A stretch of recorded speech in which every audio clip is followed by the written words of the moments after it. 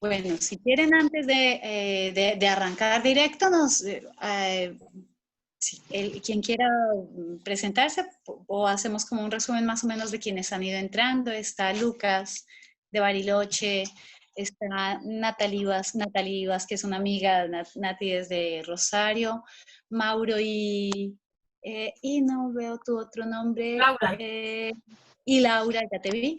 Desde Granadero Baigorria, Clara de Andino, veo que estás Lucía, que no te has presentado, hay algún par de personas más que no sé dónde están, y les comentaré, tomaré 5 minutos después de que digan de dónde son, para contarles en breve de qué se trata esto, para que ya, Darío, tengas la palabra. ¿Les parece? Bueno. Lucía, ¿de dónde eres tú? ¿En dónde estás?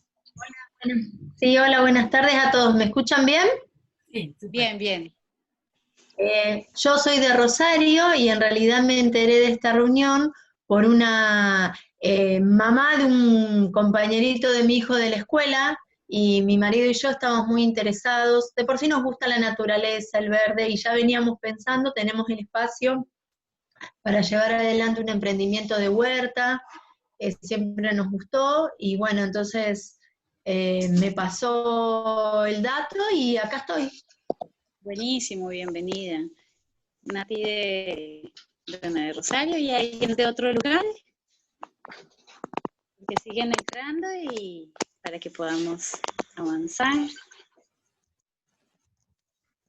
Sí, entraste. Huawei P10, ¿nos cuentas cómo te llamas y de pronto para cambiar acá tu nombre? Bienvenida. Estás silenciada, creo.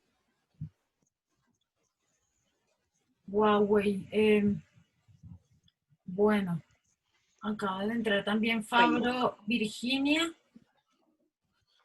Y ya, yo creo que, Marcel, si quieres ir hablando porque no. Empecemos entonces. Gente, si quieren después podemos ir escribiendo de dónde somos, y si no, no pasa nada, para que veamos también entre nosotros la importancia de esto. Le contábamos hace un ratico a Lucas que el espacio socioambiental surgió en Andino, pueblo andino muy cerca de Rosario, a 30 kilómetros al norte de Rosario, por las inquietudes de muchas de las personas que veníamos de la ciudad, tanto de Rosario como de otras ciudades cercanas, buscando el verde, buscando la naturaleza, un lugar más cómodo para vivir. Y al llegar acá nos encontramos con otra, después de la primera etapa de enamoramiento y romanticismo, bueno, vimos que había una situación bastante compleja en Andino, porque está en medio de la pampa fumigada. Y eso nos inquietó mucho para, primero, la cuestión de la decepción y de la queja, y pasamos a la rápidamente. De toda esa cuestión surge el espacio socioambiental, que se generó gracias al apoyo incondicional de Victoria Benedetto, que es ingeniera agrónoma de ProHuerta INTA, ahora está trabajando en otro lado, y que como también Darío, hace parte de la red de ingenieros agroecólogos de Argentina, con una mirada muy profunda frente a la conciencia de qué comemos y por qué comemos, y de dónde viene y qué ha pasado con los bienes comunes y qué pasa con el alimento en nuestro cuerpo y de qué forma estamos conectados o no con la tierra y con nosotros mismos y con el espacio que habitamos. Se generaron diferentes talleres, tratamos de mantener durante 4 años, ya cumplimos este mes 4 años de estar funcionando, y procuramos hacerlos una vez al mes. Iban rotando los talleres en las casas de las vecinas y de los vecinos, y proponiendo los temas según los intereses que teníamos acá. Al principio fue local, pero se fue expandiendo. Pudieron venir personas de Rosario, de Baigorria, de Lucio B. López, de otros lugares. Con la situación se generaron 3 ejes de trabajo que tenía que ver con la huerta, con la reforestación y con un espacio cultural que tenía que ver con biblioteca y un espacio audiovisual. Con la pandemia quedó muy frenado todo, y después de meses de pandemia pensamos cómo retomar, y surge la idea de hacer el espacio socioambiental a partir de las redes sociales mientras nos volvemos a encontrar. Pero fue un potencializador para podernos conectar con otras personas que están con la misma búsqueda de nosotras y de nosotros en diferentes partes. Así se empieza a sumar gente tanto de diferentes partes de Santa Fe provincia, como de diferentes partes de Argentina y de Colombia, para los siguientes talleres que vienen. solamente como para darles algunas ideas, los talleres se van a dar cada 2 semanas, son totalmente libres y gratuitos, todo esto está hecho con las uñas, con un impulso. Mi hermana, que está acá, María José, nos está haciendo todo el apoyo técnico desde Colombia, y además va a hacer luego comento sobre eso, sobre ella.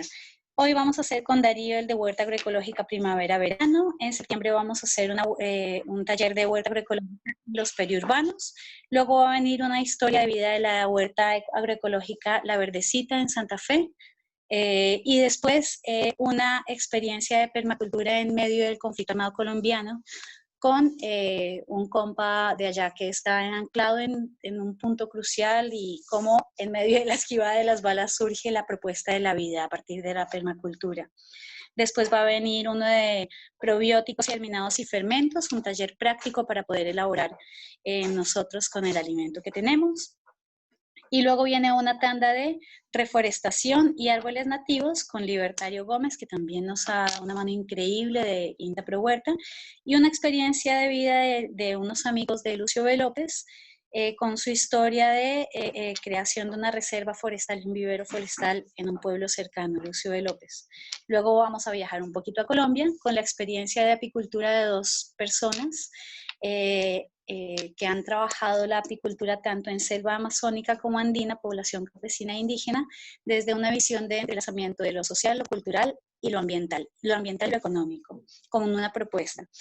Y después nos vamos a ir un poquito para el Amazonas, ahí entra, bueno, mi hermana y otra gente también, con el trabajo con población indígena y esa reflexión que genera el encuentro de 2 mundos, pero esta pérdida de conocimiento y necesidad de recuperar ese conocimiento para entrelazarlo con nuestros saberes.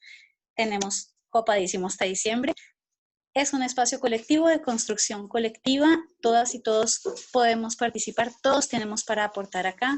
El año que viene van a venir más talleres de ecología, de permacultura, de bioconstrucción, de huerta, de biopreparados, de biofertilizantes. Todo lo que tengamos para proponer, bienvenidos a sumarse desde el conocimiento. Me callo la boca y Darío, adelante. No digo más. Tu audio, Darío, tu audio, porfa. Darío, tiene silenciado el micrófono ahí. Ahí está, perdón. Bueno, decía, no sé cómo voy a hacer después de esta introducción. Bien, vamos entonces voy a pasar a compartirles la pantalla para ver la presentación en soporte PowerPoint. Lo que sí, no se aflijan si no pueden tomar nota, porque además de que hay unos links en el que está más que detallada la información que les cito acá, también va a estar mi correo electrónico y además hasta la misma presentación disponible en PDF para aquellos que quieran, por si les sirve para recordar mejor o atajar algún dato particular. Así que eso por un lado. Por ahí me gustaría que podamos hacer el esfuerzo de ir pensando las ideas que voy a ir volcando, ¿sí? En ese sentido, como decía el pedagogo brasilero, mi intención es que no consumamos tanto en esta charla ideas e información, sino la posibilidad de luego poder recrearlas, las ideas con las que tomemos contacto a través de esta charla, ¿sí? Así que, en definitiva, quizá de eso se trata la educación, no solamente de consumir educación e ideas, sino de recrearlas en el propio cotidiano. Entonces, bueno, el agradecimiento al espacio socioambiental de Andinos, voy a tratar de ser lo más rápido y conciso posible para que haya el espacio de interacción sea también bien rico. Así que, bien. Mi trabajo entonces está enmarcado, como decía Marcela, en un programa que se llama Pro Huerta, que está generado por el Ministerio de Desarrollo Social y el de Agricultura, y está articulado en lo concreto a través de INTA. Yo trabajo en INTA Oliveros, a unos 70 kilómetros de Rosario. El objetivo del programa es promover la producción local de alimentos con una población objetivo que, bueno, son más que nada, se puede decir que atiende a la producción local de alimentos, más allá de la especificación de la población objetivo. La forma en que entiendo yo y en que entendemos en agroecología la producción de alimentos, creo yo que tiene que ver con esta especie de forma de vivir, digámoslo, porque no es solamente un conocimiento o una espiritualidad o un conjunto de ideas en el sentido racional, sino es la forma en que uno vive, en que uno habita nuestra existencia en este planeta, es el buen vivir, y este conjunto de conocimientos, no es la mejor definición, pero bueno, voy a decirlo así, es el buen vivir, el summa causai o summa camaña, sobre todo en nuestros pueblos andinos.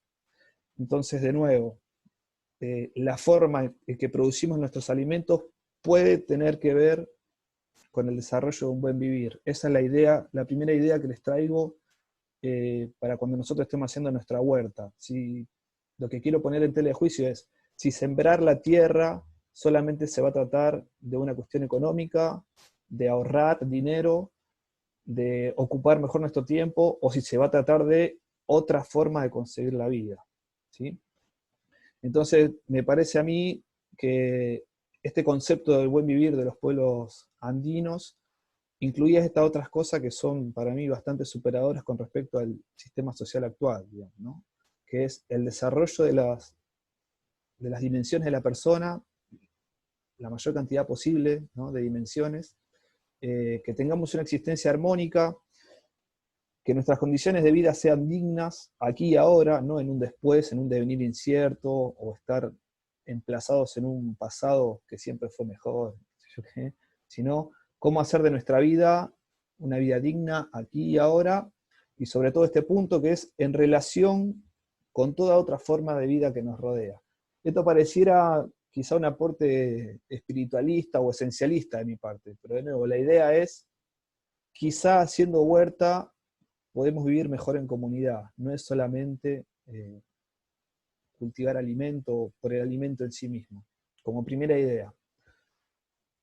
Bien, ¿cuál va a ser entonces el mapita de esta charla, por la que vamos a ya aterrizando en cuestiones más técnicas quizá, que son dudas que también están en lo concreto? Es bueno, pero yo no sé sembrar, no sé preparar el suelo. Bueno, entonces vamos a pasar un poco por lo que es cómo se planifican y qué tareas planificar, cuáles pueden ser los cultivos que está bueno empezar a trabajar, algunas consideraciones para producir nuestra propia semilla, y finalmente algunas estrategias de alimentación en este contexto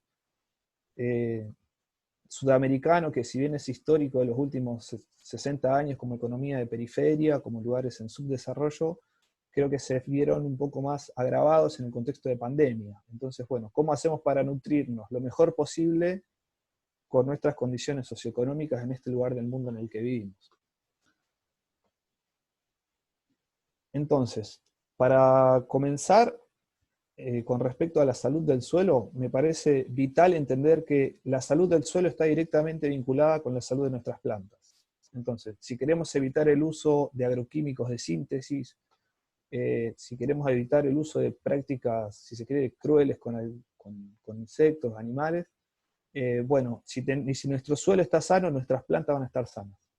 Van a nutrirse de manera equilibrada, por lo cual serán menos susceptibles a enfermarse e incluso a sufrir ataques de plagas. Entonces, primera práctica para mejorar la salud del suelo sin tener que recurrir a comprar tierra negra o fertilizante de síntesis o liga de caballo o estiércoles, ¿no? O incluso compost en alguna tienda de insumos, es lombricompostar nuestros recursos, nuestros residuos orgánicos. Todo residuo que haya sido parte de una planta, que no contenga restos de materia animal en su cocción, grasas, mantecas, leche, huesos, puede ir a parar a la lombricompostera, ¿sí? Todo residuo fresco que haya sido parte de una planta, harinas, marlos, cáscaras, semillas, ensaladas ya alineadas que consideramos mejor no guardarlas, bueno, se puede tirar en la lombricompostera. ¿Por qué lombricompostera? Estoy tirando unas líneas extrañas. ¿Por qué lombricompostera y no simplemente compostera? Bueno, porque el producto del lombricompostado tiene mejor calidad para la nutrición vegetal, ¿sí? Y para la salud del suelo. Tiene que ver con el circuito de la materia orgánica en el suelo. ¿sí? Tiene que ver con eso. Entonces, el producto final del lombricompostado tiene mejor calidad que el compostado hecho a través de microorganismos. El lombricompostar es muy sencillo y la diapositiva que sigue anterior vamos a ver un poquito más en detalle de esto. Otra idea para planificar, o otro conjunto de ideas para planificar nuestra huerta es cómo vamos a diseñar nosotros nuestra huerta. Y en eso hay que tener en cuenta la insolación directa, el agua que le podemos dar a nuestro cultivo, qué impacto puede tener el viento y las temperaturas, ya sea muy bajas, estoy hablando de heladas, o ya sea temperaturas extremas altas por encima de 30 grados, como puede ser el pleno verano. Y como otra corriente importante que me parece a mí es quizá lo más rico de esta charla es la presencia de la biodiversidad. ¿Cómo pensamos la biodiversidad dentro de nuestra huerta? Si la pensamos solamente en el cantero, o en macetas, o como sea que estemos cultivando, o si lo pensamos como una unidad ecológica, ¿sí? Una cosa es solamente detenerme a pensar la asociación de cultivos, y otra cosa es pensar de este parque, este jardín que tengo, lo voy a tornar en un parque o jardín comestible. Entonces ahí aparecen otros retos técnicos, o el reto técnico se salva de otra forma, como ya no estoy pensando eso, en un cantero, sino en qué sembrar debajo de qué, o qué sembrar en este alambrado, o qué árboles incorporar, etcétera. Lo vamos a ir viendo un poquito más adelante. El lombricompostado, entonces. Condiciones ideales para nuestro lombricompostado: 20 grados Celsius y una humedad del 80%. Esto es importante porque si nuestra masa en lombricompostado de materia orgánica está muy seca, las lombrices no pueden trabajar eficientemente. Y si está muy caliente, se van, huyen. Entonces, por eso está acá estas dos variables que son clave, junto con la alimentación diaria de la lombricompostera. 20 grados Celsius. Si no queremos poner un termómetro, acercamos la mano a la pila y la tenemos que notar fresca, ¿sí? Nuestra temperatura fisiológica más o menos son 35 grados. Si yo toco algo que está por debajo de 35 grados, lo voy a notar frío. Entonces esa es una medición indirecta. La temperatura óptima sería 20 grados. ¿Por qué digo esto? Porque si nosotros ponemos nuestra lombricompostera al pleno sol, ahora no hay problema, pero diciembre, enero, febrero, se va a poner complicado para que las lombrices puedan quedarse ahí. Llegado el caso que esté muy caliente la pila, que esté más tibia que nosotros, más caliente que lo podemos percibir, enfriar con baldes de agua puede servir hasta un determinado momento. Ya cuando la lombricompostera sea un jugo gigante, una sopa gigante, tampoco va a tener mucho sentido, ¿no? Pero bueno, un poco para pensar dónde poner la lombricompostera. Y la humedad se puede comprobar fácilmente si nosotros tomamos un puñado de la materia, de la montaña, y la apretamos, tiene que escurrir, más bien gotear agua, como si fuese, un poco, el término es bastante metafórico, la mano tiene que llorar simplemente, no tiene que escurrir mucha agua. Si nosotros, supongamos la esponjita de lavar la vajilla, cuando uno la aprieta y sale un montón de agua, no, ese no es el punto. El punto es, la aprieto hasta el final y apenas si gotea un poco. Ahí está más o menos en 80%. Se puede lombricompostar directamente en suelo, haciendo una pila larga, o en recipiente para aquellos que tienen menos espacio.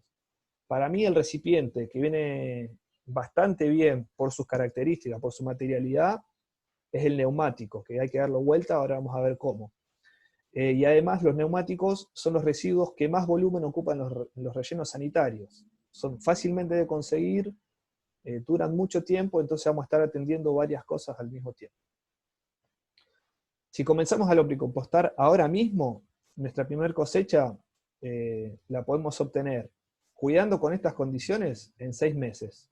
Pero si no, en 9 meses ya vamos a estar en condiciones de extraer lombricompuesto o humus. Para aquellos que van a lombricompostar en suelo, o que ya lo hacen, para tener una idea, de 2 metros cuadrados, o sea, 1 metro de ancho, por 2 metros de largo, se espera obtener al año 1 metro cúbico de lombricompost. 1 metro cúbico es aproximadamente el volumen de una cocina doméstica, ¿sí? Es mucho, es un montón, para hacer sustrato para plantines, para fertilizar nuestras macetas, para fertilizar inclusive nuestros mismos canteros, es una cantidad más que importante. Digo para tener en cuenta cuando quieran responderse a sí mismos, bueno, ¿con qué superficie tengo que lombricompostar? Bueno, es ahí un poco la relación. Superficie de la lombricompostera, rendimiento de la misma. Hay que alimentarla todos los días, con, bueno, como dijimos, resto y desperdicio orgánico que hayan sido parte de una planta en algún momento de su vida. Si está molido, la lombriz trabaja mejor, si las partículas son pequeñas es más fácil para las lombrices. Y si cultivan en pilas superiores a medio metro se empieza a complicar, ¿sí? Porque se puede fermentar, porque se complica el manejo de la temperatura y la aireación. Hasta medio metro más o menos está bien. Si uno ya tiene una montañita de medio metro, y bueno, seguir para atrás, ¿no? Por eso se hacen pilas largas, de 2 metros de largo.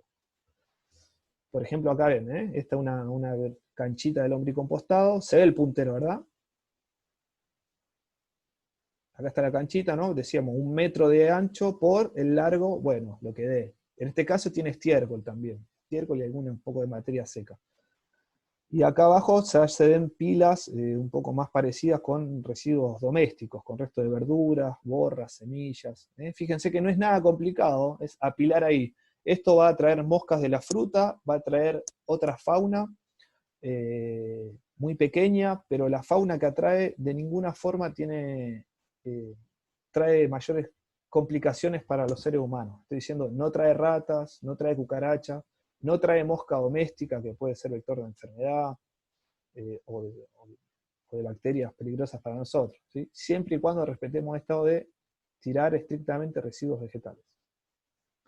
Se puede compostar los otros residuos orgánicos que decíamos, que no vienen al caso para el hombre compostado. Se puede hasta compostar las heces humanas, pero otra técnica requiere otras consideraciones. Bien, esta materia orgánica en el suelo en realidad sigue una red muy compleja con muchos bichitos que a nosotros generalmente nos resultan repudiables o que nos da repulsión, pero que hacen un trabajo hermoso, que es el reciclado de los nutrientes que hay en esa materia orgánica, y además el equilibrio biológico del suelo para que nuestras plantas crezcan sanas y fuertes. Ahí hay a modo dibujito, quería mostrarles que no es solamente la lombriz y ya, sino que hay una red compleja de un mundo que habitualmente no le prestamos atención porque, bueno, es muy pequeño quizás para nosotros. Tal vez las infancias, los niños sí, en su asombro se detienen más que nosotros ya cuando adultos. Suelo sano, plantas sanas.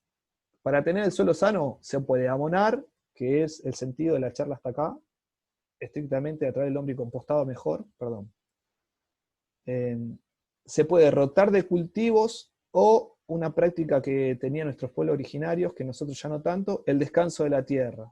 ¿Sí? Creo que no quiero meter la pata porque hay gente de la Amazonía, pero tengo entendido que algunos pueblos amazónicos cultivaban 5 años y dejaban descansar esa parcela de 15 a 20. ¿Se entiende? La relación entre las temporalidades, digamos, ¿no? Con qué tiempos se hace qué cosa. Eso en nuestra cultura hoy ya no está tan presente, el descanso, ni siquiera en la misma huerta. En algunos lotes ganaderos o de granos quizás sí, pero en la huerta no está muy implementado. Yo lo planteo como una alternativa más, no sé, pensar en dejar un espacio que lo voy a cultivar, no en la temporada que viene, lo voy a dejar un poco más. No sé. Bien, esto decíamos cómo dar vuelta a una cubierta, ¿sí? Se corta uno de los costados de la cubierta con un cúter o trincheta, la verdad muy sencillo, se la va pisando de modo que se favorezca luego el girado sobre sí misma, y acá ven cómo queda al final, da vuelta a la cubierta con lo que sería la banda de rodadura, que normalmente está del lado de afuera, quedaría en este caso el lado de adentro. Lo que se logra con esto es que la cubierta gana mucho más volumen, ¿sí? Entonces uno dispone de más volumen para poder lombricompostar ahí. Un recipiente harto durable, yo creo que esto se hace una sola vez y te puede durar al menos unos 5 años. Sobre todo si después se pinta de blanco y cosas así para favorecer la cuestión térmica para las lombrices adentro. Lo que sí, dar la vuelta, el último paso, puede requerir mucha fuerza, tal vez se tenga que hacer entre 2 personas, o servirse de alguna maña para palanquear la cubierta. Bien, pasamos entonces ahora al diseño del paisaje, que es la segunda variable que hablamos para preparar nuestra huerta. Lo más acostumbrado que estamos, por lo menos acá en la región de Sudamérica, es a este concepto de parquizado inglés, ¿no? Un relieve plano con algunas divisiones de cultivos situadas en el paisaje. Y eso tiene que ver con cómo entendemos nosotros el paisaje, que es el concepto de campiña, de hills, que es inclusive el mismo que tienen nuestros espacios públicos, nuestras plazas, nuestros parquizados públicos, tienen mucho este concepto de la campiña, digamos. Y yo quiero invitarle a pensar los espacios donde producimos los alimentos, las huertas, de otra forma, quizá más parecido al monte, donde hay varios estratos, donde hay hierbas, donde hay arbustos, donde hay árboles, ¿sí? Donde de cada planta yo puedo obtener ya comida, ya infusiones, ya usar sus principios medicinales. ¿Por qué no pensar en un jardín comestible? ¿Por qué no pensar en cultivar debajo de los árboles? ¿Por qué no pensar una huerta rodeada de flora nativa del lugar, espontánea, que no sirve, en principio no sirve para nada? No sé, la chilca, que crece a ambos lados de la autopista. ¿Y por qué tengo que limpiar toda la chilca y dejar el alambrado limpio, parejo, sin esa especie de interés como pueden ser los árboles y el césped? Dejemos la población nativa, porque se da en parches ecológicos que hay flujos de animales, y eso termina siendo beneficioso para nuestro suelo, para nuestro ecosistema, donde va a estar creciendo nuestra huerta. Entonces, con esto quiero invitar a complejizar un poco esta cuestión de, bueno, limpio todo, punteo todo el suelo a pala o con máquina y siembro. Y no, capaz que podemos empezar de mucho más chiquitito, sin necesidad de uniformar el paisaje, hacerlo una sola cosa, digamos. Ahora en breve vamos a ver un par de fotos para explicarme mejor esta idea. Algunas consideraciones, sí, para la huerta, entonces, para nuestros cultivos comestibles, estrictamente hablando de ellos.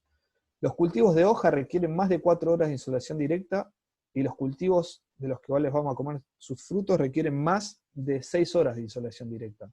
Entonces esto tiene que ver con dónde vamos a plantar, por ejemplo, nuestros tomates, ¿sí? Si los plantamos sobre el pie de una pared, por ejemplo, y bueno, el cono de sombra probablemente haga que no tenga la suficiente luz como para que den tomates grandes y ricos. Entonces después la planta también se enferma y trae otras consecuencias. Entonces, primera consideración es pararse en nuestro lugar y ver cómo se comporta el sol a lo largo de ese espacio durante el día, para poder ir ya definiendo dónde voy a poner hojas y dónde voy a poner frutos. El agua no es lo mismo, según el tipo de cultivo requieren distintas cantidades de agua. Por eso, para afinar un poco el riego, también está bueno tener cubierto el suelo. Sí. ¿Alguna duda? ¿O se abrió un micrófono? No, vamos bien. Sigue, Darío, gracias. La cobertura del suelo es una técnica fundamental para aquellos que gustan de carpir, ablandar el suelo, los primeros 30 centímetros del suelo con la pala, pero ese suelo queda desnudo, y después sembrar o trasplantar ahí. Bueno, ese suelo tápenlo con cartón, con pasto muerto, con resto de poda, con lo que tengan, porque conservar la humedad del suelo hace que las plantas también crezcan en un ambiente un poco más estable en términos ecológicos, y eso hace que crezca mejor. Entonces, la técnica de cobertura del suelo es fundamental para el manejo del agua. Aquello que yo riegue va a durar mucho más en el suelo que aquellos lugares regados donde no hay cobertura del suelo, donde la tierra está desnuda, expuesta al sol.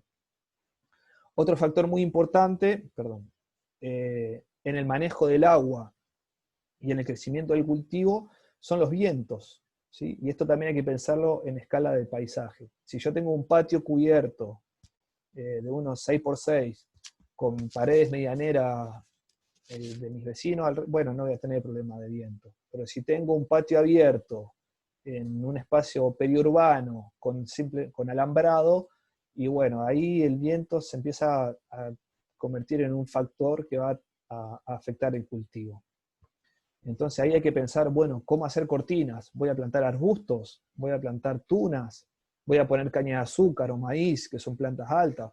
voy a poblar los alambrados con plantas de enredaderas. Bueno, pensar cómo darle un poco de consistencia a esos perímetros. Y por último, nuestras plantas también tienen temperaturas óptimas que están en torno a los 25 grados. ¿Sí? ¿Y esto qué quiere decir? Esto no lo digo para que midamos la temperatura de las plantas, pero sí quiero decir, en la medida en que nuestro ambiente se aleje de los 25 grados, nuestras plantas empiezan a esforzarse por mantenerse en esa situación óptima. Entonces, dejan de dedicar su propia nutrición a los frutos o a las hojas que a nosotros nos interesa comer, y tienen que hacer un esfuerzo por sobrevivir. ¿Cómo hacemos entonces para proveer de 25 grados, de esa temperatura a nuestras plantas, en torno a los 25 grados? Bueno, llegado el caso, habrá que poner medias sombras, habrá que cultivar debajo de enramadas, habrá que cultivar debajo a la sombra de árboles o en medias sombras, ¿sí? Verán ustedes cómo hacen para proveerle una cubierta que mantenga las plantas en esas condiciones. Acá vemos entonces lo que hablábamos recién, la cuestión del diseño del paisaje. A mí esta foto estéticamente me resulta un poco muy ambiciosa, el resultado final, pero el concepto ecológico que estoy tratando de que pensemos está excelente, porque fíjense, si se ve el puntero, acá en los alrededores hay distintas plantas, que no necesariamente todas son comestibles, y después hay como parches, ¿verdad? Esto que decíamos hace un rato, parches ecológicos. En este caso, todo es estrictamente cultivo, pero también podemos pensarlo con otras plantas, no solamente con cultivos. Entonces, de nuevo, desde lo estético para mí esto ya es un esfuerzo gigante, pero ecológicamente a esto me refería. Tal variedad de plantas en ese espacio permite que estén los predadores de los insectos plaga, permite que estén polinizadores, que son vitales para poder obtener frutos de las flores, en este caso frutos comestibles, que es lo que a nosotros nos interesa. Otros casos entonces. En este caso se ve, no, con el mismo espíritu, pero quizás no con el mismo resultado, asociación de cultivos con plantas que tienen otras funciones ecológicas que no necesariamente son para comer, y lo que decíamos, la cobertura del suelo, el mulching. Esto que está acá es acerrín, o viruta, o resto de madera, chipeada, de resto de poda, que cubren este suelo que estaría desnudo de otra forma, y permite ya el tránsito por ahí arriba, caminar, digo, ¿no? Para cosechar, por ejemplo, o para sacar maleza, ya permiten que este suelo que está acá se conserve más húmedo durante más tiempo, ¿sí? Esta técnica también ataja las malezas. Se hace un solo día y dura 60, 65, 80 días según lo que usemos para hacer el mulching, ¿sí? Es mucho más fácil hacer mulching que estar ahí teniendo que desmalezar a mano, etc. Este es el concepto, por lo menos yo, acá en la región pampeana, más tradicional. Aprovechar el espacio lo mayor posible, solo con cultivo, suelo desnudo, acá ya el suelo planchado por el riego, por el tránsito, y bueno, este es el peor de los escenarios realmente. Esto me parece que es repito, es lo que estamos acostumbrados. Acá, bueno, en buena hora hay asociación de cultivos, el mismo tablón, y hay cultivos distintos bien cerca. Pero bueno, este concepto de huerta, que es lo tradicional, me parece a mí, es lo que yo quiero complejizar. Cuando fui diciendo, voy a invitarles con ideas que complejicemos las cosas. Esto es mucho ya, lo de acá arriba a la izquierda, me parece ya como muy top. Pero no está bueno, probablemente nosotros empecemos o tengamos esta idea de huerta, que es lo que estamos acostumbradas, pero les quiero invitar a complejizar, como vemos en la foto. Y esto me parece algo intermedio, no es lo que están haciendo estas dos doñas acá, y tampoco esto que está acá, ¿sí? Pero sí, fíjense lo que les decía antes, el concepto de campiña, ¿sí? Seguramente este era un lugar que era todo césped, y bueno, fueron poniendo ahí distintas líneas de cultivo, con rotación de cultivo, con cultivo asociado, pero cómo tenemos presente esto, ¿no? El lote baldío o el lote plano con nuestro cultivo uno al lado del otro, quizá más o menos mezclado para hacer un manejo agroecológico de plagas, pero como que cuesta salirse de esa matriz de paisaje. Bien, entonces, si tenemos nuestro suelo sano, y tenemos nuestro paisaje complejo, el otro factor clave es la biodiversidad presente en nuestra huerta. Entonces, algunas especies un poco que se nos escapan, sobre todo en Argentina. Quisiera poder tener ejemplos para Colombia, pero bueno, no conozco, ni fui a Colombia, ni tengo tampoco el relevamiento bibliográfico necesario para.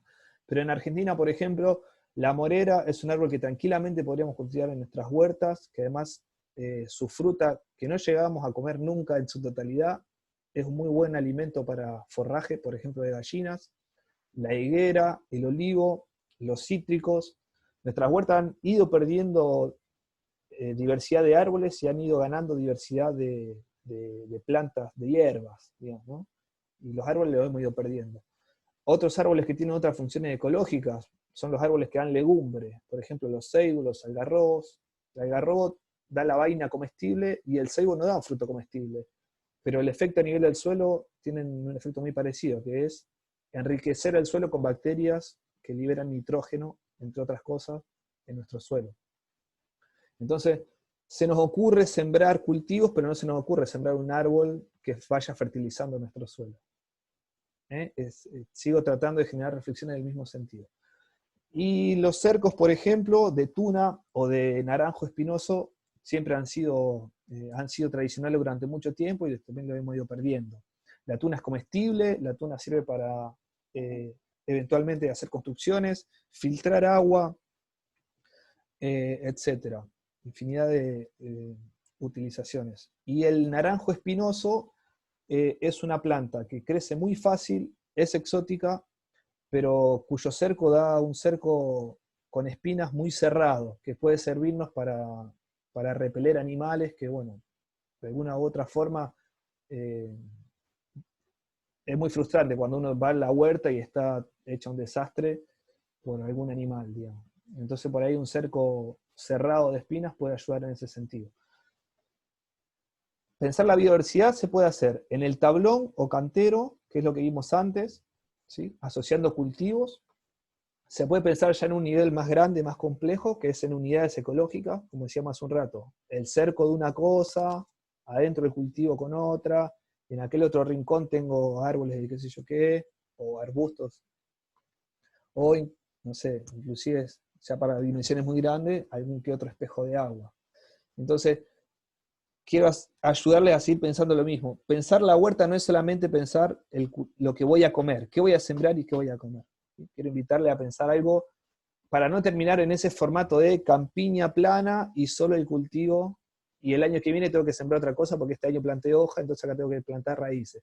Bueno, podemos ir un poco más allá de eso.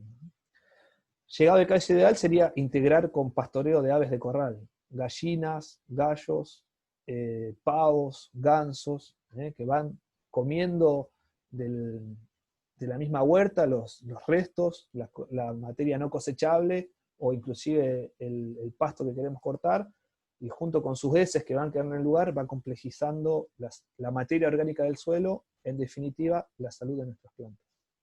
Hay algunos cultivos cuyo follaje se puede usar como forraje para esos aves, por ejemplo, la chala del maíz, el camote, la parte aérea del camote se puede comer a las aves tranquilamente. Bien, algunos ejemplos entonces de asociación de cultivos. Ya estamos en 30 minutos, me voy a apurar para terminar, así podemos interactuar un poco más. Asociación de cultivos entonces. Acá vemos cultivo dentro de la misma línea de siembra, ¿verdad? Acá hay unos puerros con unos pimientos, no sé si se llega a percibir, pero bueno, esto es asociación de cultivos dentro de la misma línea de siembra. Este otro ejemplo es asociación de cultivos en el cantero, ¿no? Son distintas líneas, cada una de un cultivo respectivo, pero están todas juntas. Entonces, la zanahoria que crece por debajo del suelo, el apio que crece más bien por encima, entonces cada planta está ahí aprovechando un espacio ecológico distinto de la otra. ¿Sí? Esto que está acá ya sería asociación con plantas con otras funciones ecológicas, como pueden ser las flores, ¿sí? Esos son copetes, si la foto no me engaña, entre la tomatera. Estos copetes van a permitir que estén allí los predadores de nuestros insectos plaga. ¿Sí? Y este sería el último caso, que sería, ya me parece, como un planteo en tanto de biodiversidad ideal. ¿sí? Muchos cultivos entremezclados, con flores, con aromáticas, con trepadoras acá. Pero bueno, ese está como explotando al máximo el espacio posible, que bueno, no sé, su consideración. Por ejemplo, este es un proyecto de una plaza comestible, acá para la República Argentina, donde están un poco en juego estas ideas que estamos hablando. Árboles de quinoto, árboles de banano, una hilera de cítricos, una hilera con palta, con mora. Otra persona tranquilamente habría pensado, bueno, ponemos acá 15 hileras de qué sé yo qué, y no. Un poco más complejo la concepción del paisaje acá, lo que venimos hablando, ¿no? En distintos lugares distintas cosas, no necesariamente todo uniforme y de más o menos lo mismo. Lo mismo quiero decir, alimento, algo que solo me sirve a mí para alimentarme. No, puede haber flores, puede haber plantas medicinales que trabajan como resguardo para la fauna, como refugio, para murciélagos, para aves, para un montón de cosas más. Bien, entonces, concretamente, ya estamos pensando, a esta altura estamos en septiembre, podemos encarar la siembra de las especies de estación, de cálida, que son más que nada las plantas parientes de la papa, como puede ser el tomate, el pimiento, el ají, la berenjena, la papa misma, y otros cultivos que se pueden sembrar durante todo el año. Aquellos cultivos que tienen semilla chica, lo ideal sería que sembremos en almácigo, es decir, poner a germinar en un lugar del cual luego vamos a sacar los plantines y los llevamos al lugar definitivo de cultivo. Esto nos permite sobre todo ahorrar semillas y cuando vayamos a trasplantar, ya trasplantar en el lugar, en un marco de plantación que ya quede estable hasta la cosecha, digamos. Entonces eso tiene de bueno sembrar en almácigo. Y sembrando ahora, adelantamos tiempo, ¿no? Inclusive, por ejemplo, los almácigos de tomate ya podrían haberse empezado a preparar hace 15 días atrás, en pleno invierno. Un cultivo que no tolera helada y bajas temperaturas, no obstante puedo empezar igual en almácigo.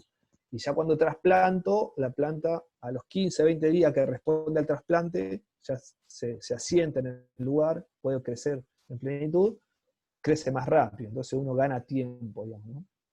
Si yo siembro tomate ahora, a campo, quizá hasta el 15 de septiembre sucede una helada y da por tierra con todo mi cultivo, ¿sí? Digo, las diferencias de sembrar en almácigo o sembrar directamente a campo.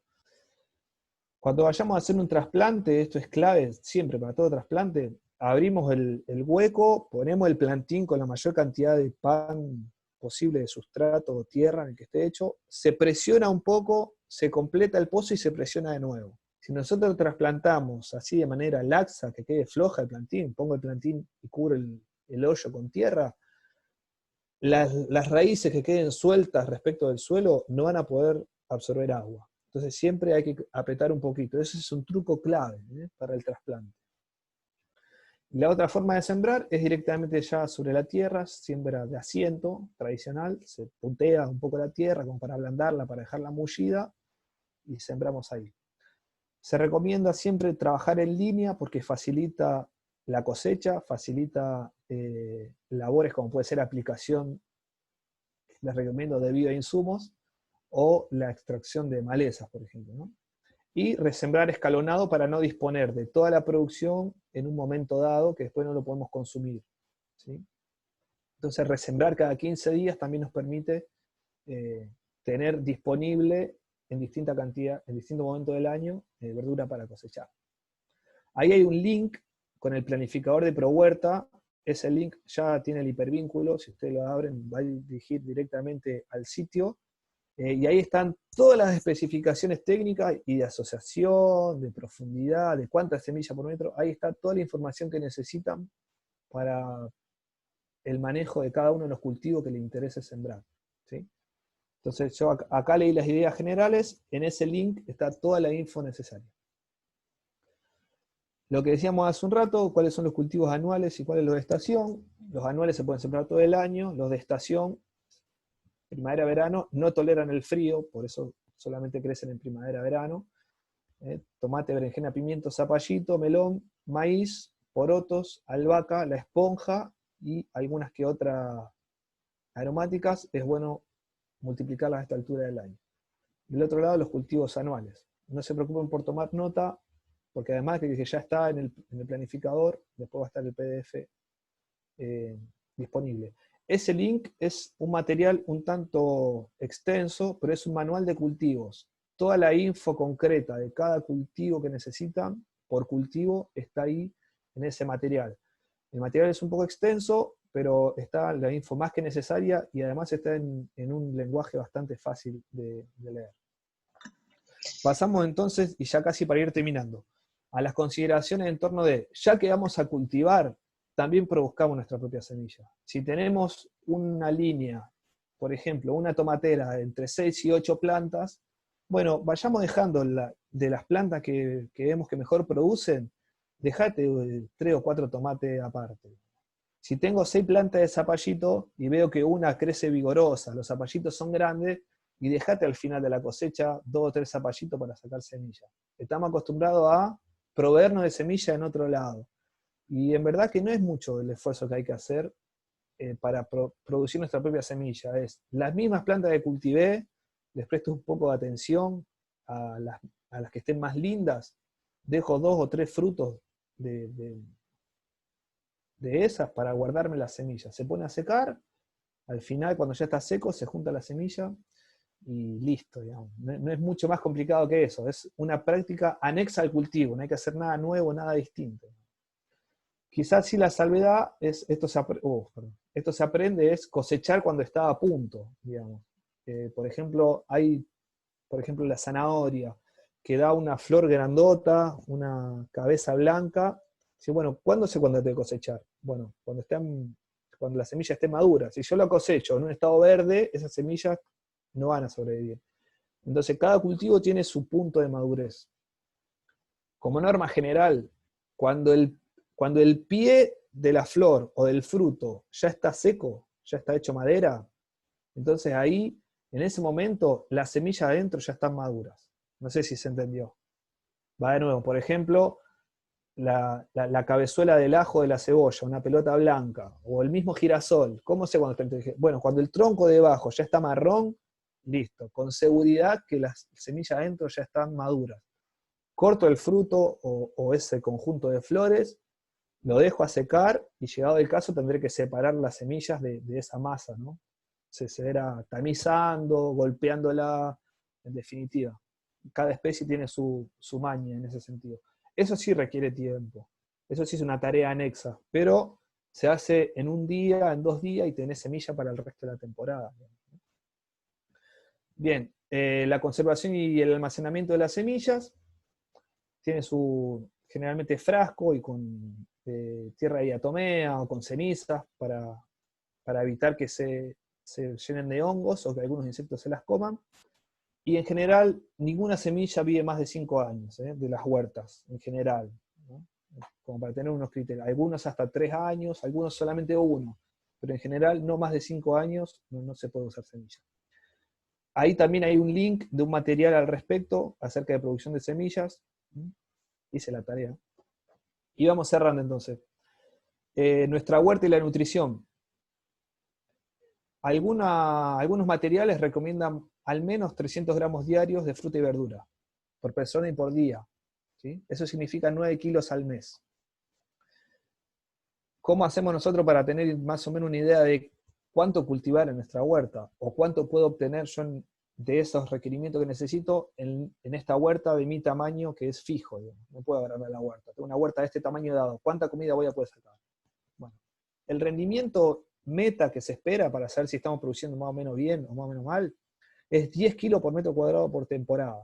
¿Sí? Si yo tengo un cantero de X metro cuadrado, si de 1 metro cuadrado saco 10 kilos de verdura, en los 3, 4, 6 meses, 5, los 5 meses que tiene la temporada, si saco 10 kilos de ese metro cuadrado, estamos trabajando bien.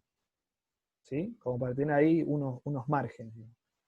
Decía, Darío, pero un montón. Bueno, pero 3 repollos en 1 metro y ya pesan por lo menos 6 kilos 3 repollos.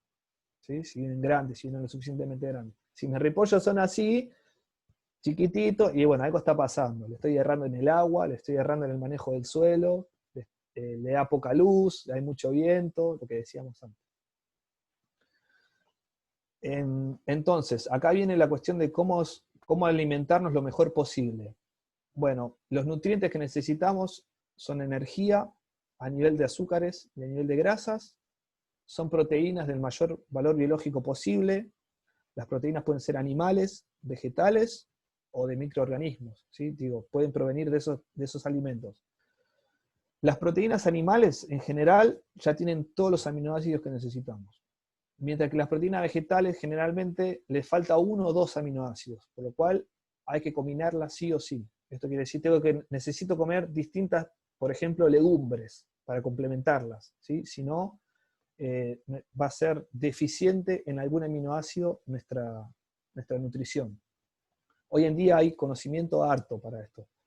Las levaduras en general son muy completas, son de un muy buen valor biológico y además con alto contenido de mineral, ¿sí? Para pensarlas, para incorporarlas, ¿sí? O probióticos, por ejemplo, que es una de las charlas que este espacio socioambiental también tiene contemplado. Bien, vitaminas y minerales, agua y fibra dietética. En tanto de vitaminas y minerales, consumir plantas silvestres me parece una práctica que no la tenemos incorporada y que va de sobra. Si incorporamos plantas silvestres, les aseguro que está más que cubierta. De hecho, es un peligro consumir plantas silvestres por el exceso de los mismos, ¿no? Estamos muy acostumbrados a comer el cultivo que vemos en la verdulería. Bueno, anímense a incorporar plantas silvestres porque el contenido de minerales, sobre todo, es una locura. Y bueno, nuestras estrategias nutricionales finalmente creo que tienen que ver un poco con nuestra situación económica y con el tamaño del grupo familiar. Hay unos cuadros horribles, pero bueno, quería mostrarles que según la edad y según, este es un material viejo, considera como género solamente masculino y femenino, un material del 85, pero la idea más importante que quiero recalcarles es, según la edad y el género, digamos, varían un poco los requerimientos nutricionales, ¿sí? Estas son cosas que ya sabemos, pero por ahí, qué sé yo, sabemos que un changuito necesita, o una guagua necesita comer bien para crecer bien. Bueno, pero por ahí, acá hay algunos numeritos, está pasado. Esto para aquellos que les gustan un poco más, ya sentarse sobre los fines, sobre decir, bueno, ¿cuánto arroz tengo que comer sí o sí? ¿Cuánto poroto tengo que comer sí o sí? Para quedarme tranquilo desde el punto de vista cuantitativo. Bueno, acá hay unos números más o menos preparados. Los alimentos, entonces. Quinoa, otro cereal, o pseudo cereal, no importa la discusión académica, pero es otro cereal muy importante, quinoa y amaranto, para incorporar a la alimentación, más allá del maíz y del arroz, que lo tenemos incorporado, y de la harina de trigo en sus variadas formas, fideos, harinas. Bueno, acá hay un cultivo más que importante para sumar. Y ahí están los valores energéticos. Fíjense que los valores energéticos difieren poco. Acá, claro, el arroz del maíz, están casi lo mismo. Y la quinoa le pelea de igual a igual, digamos. Pero fíjense el tenor proteico de la quinoa. Tiene 12, no importa tanto la unidad. Y el arroz tiene 7, digamos. Entonces un alimento que está ahí un poco subvalorado por nuestra cultura. Acá está en este cuadro, me parece interesante, el principal aporte nutricional que nos dan los distintos alimentos a los cuales estamos acostumbrados a interactuar. Esto sí me parece interesante para pensar las estrategias nutricionales, ¿no? Sí, bueno, si como camote, principalmente estoy comiendo energía. Si como yogur, estoy principalmente supliendo proteínas, o quesos, o lo que decíamos, arveja seca, haba. El haba también, un cultivo leguminoso harto olvidado por nosotros. Y bueno, acá agregué algunas cositas: levadura, palta, aceituna y girasol para el caso de las grasas. Y lo que decíamos hace un rato, vitaminas y minerales, plantas silvestres, la coca, la hoja de coca tiene un tenor de mineral enorme. En Colombia se consume mucho la harina, acá nuestros pueblos más bien del noroeste coquean, acullican, pero también se puede ingerir como harina. Y otro cultivo que también nos llega hasta acá abajo, pero que tiene un tenor de minerales y vitaminas increíble, es la oca, una raíz, la oxalis tuberosa, que también es fantástico. Si vamos a consumir grasas, las grasas vegetales e incluso la grasa de pescado, una de las mayores virtudes que tiene es que son grasas insaturadas, ¿sí? Eso también para ir buscando qué información de qué alimentos, las grasas en lo posible insaturadas porque son más saludables para nuestro funcionamiento.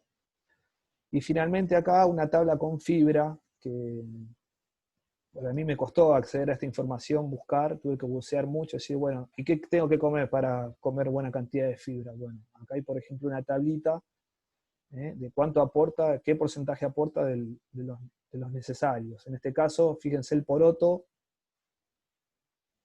aporta un montón, lo mismo el salvado de avena y el pan integral, ¿sí? Todos los granos, la zanahoria, todos los granos que comamos de manera integral, le vamos mejorando el aporte de fibra, fundamental para nuestro tracto digestivo.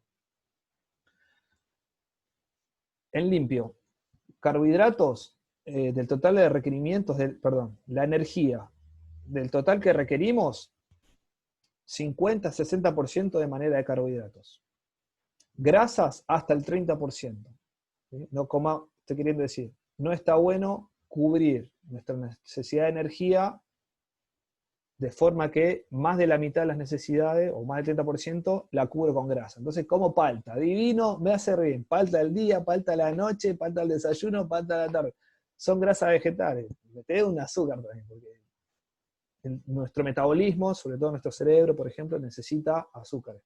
¿Sí? Entonces, por ahí para tener en cuenta las relaciones, ¿no? O me quiero quedar toda la palta de mi árbol para mí. Y bueno, no necesitas tanto en realidad. Trocala por cosas que uno puede cultivar, por papa, por camote, por maíz, si tiene algún vecino, no sé, etc. Proteínas animales hasta 50%. ¿Sí? El resto, por favor, cubrirlo con vegetales. Y si vamos a cubrir con proteínas vegetales, sí o sí, lo que decíamos antes, combinarlas, las legumbres, para tratar de cubrir las deficiencias puntuales de algunos aminoácidos. Bueno, las levaduras que ya lo dijimos. Entonces esto, en definitiva, nos va a permitir, ojalá, poder conjugar lo que cultivamos con lo que necesariamente tenemos que comprar sí o sí. Por ejemplo, a mí que me gustan los lácteos y no puedo tener una vaca, bueno, necesariamente compraré yogur o compraré queso, pero también puedo cultivar habas, por ejemplo, ¿no? Y ahí me ahorro la compra del poroto. O si pudiese, yo cultivaría arroz o maíz, pero como no puedo, bueno, voy y compro polenta. Y ahí yo sé que entre el arroz y la polenta, que es de lo más barato que hay, ya cubro mis requerimientos de azúcares. Y me salgo un poco de la harina de trigo, tan puesta, inclusive el azúcar misma, ¿no? Puesta en cuestión, sobre todo por cómo se produce. Ojalá, yo creo que si pudiéramos conseguir acceder a maíz agroecológico sin carga de químicos, creo que sanitariamente como población nos iría mucho mejor.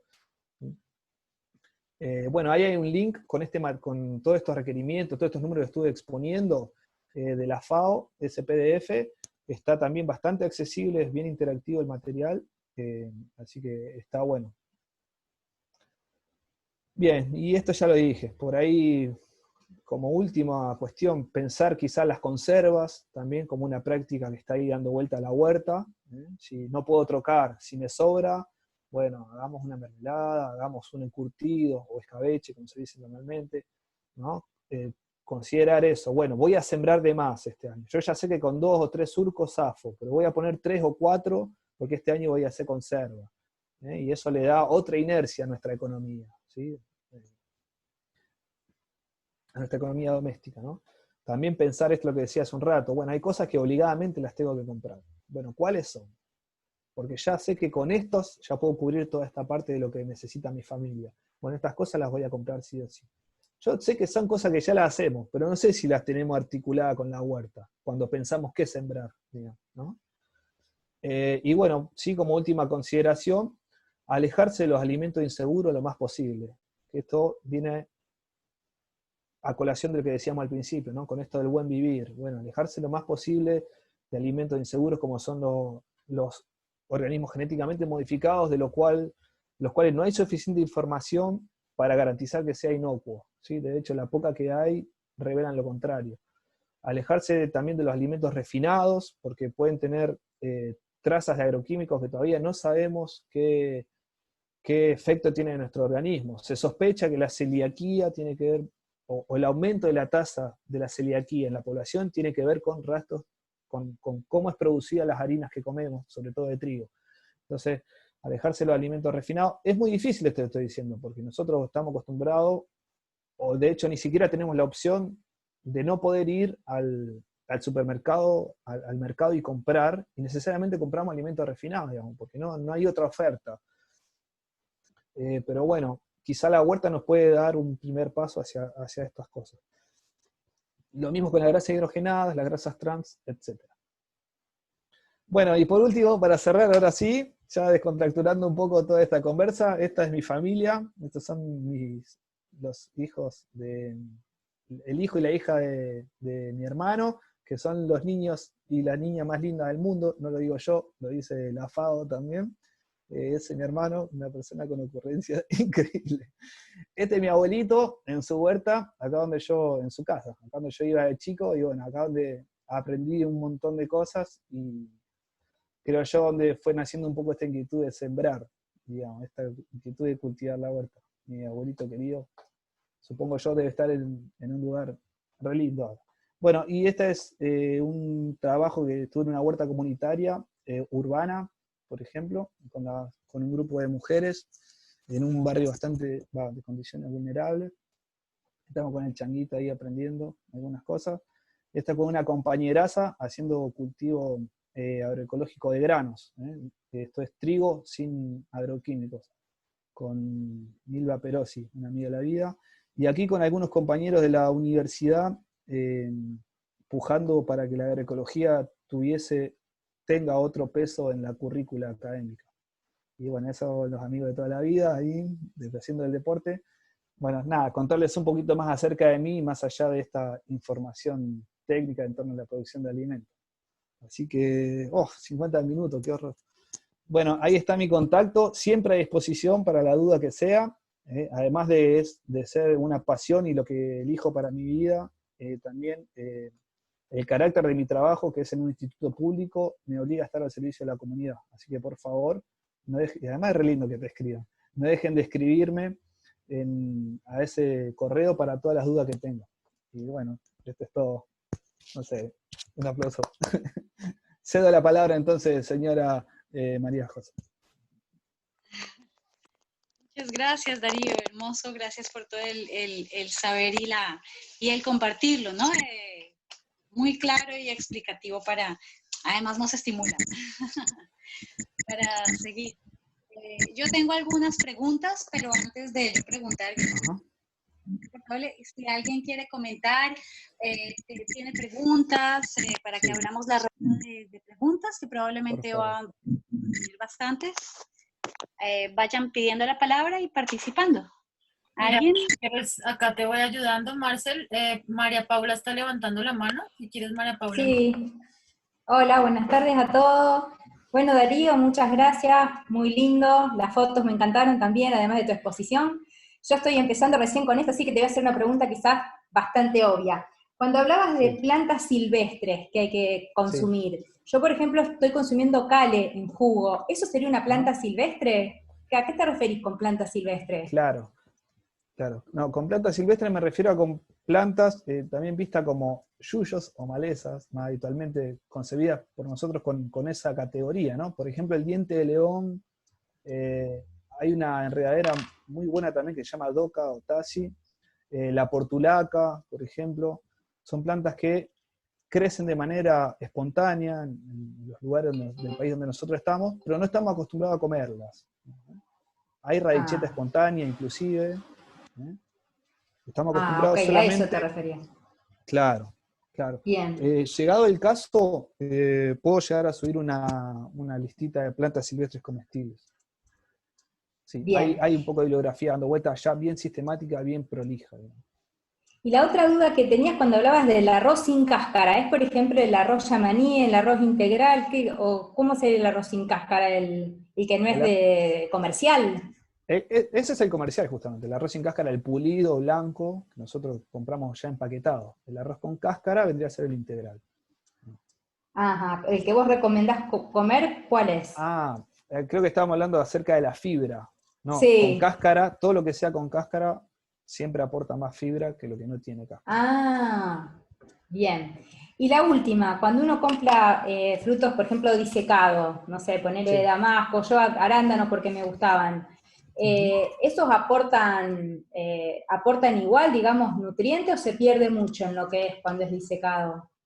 Mira, ¿Sabes? sí, con seguridad algunos nutrientes se pierden, pero en general la conserva deshidratada, que mira, me olvidé de mencionarlo ahí, que está muy bueno el aporte, en general aumenta el contenido de energía. ¿Por qué? Porque yo Ah, puedo comer más de la misma cantidad. Al ser más chico, por ejemplo, la uva pasa, ¿no? Yo puedo eso, comer 4 o 5 uvas verdes, pero uva pasa me puedo comer la vida. Entonces ok. aumento la cantidad de energía que ingiero al ser Bueno, deshidratado. excelente.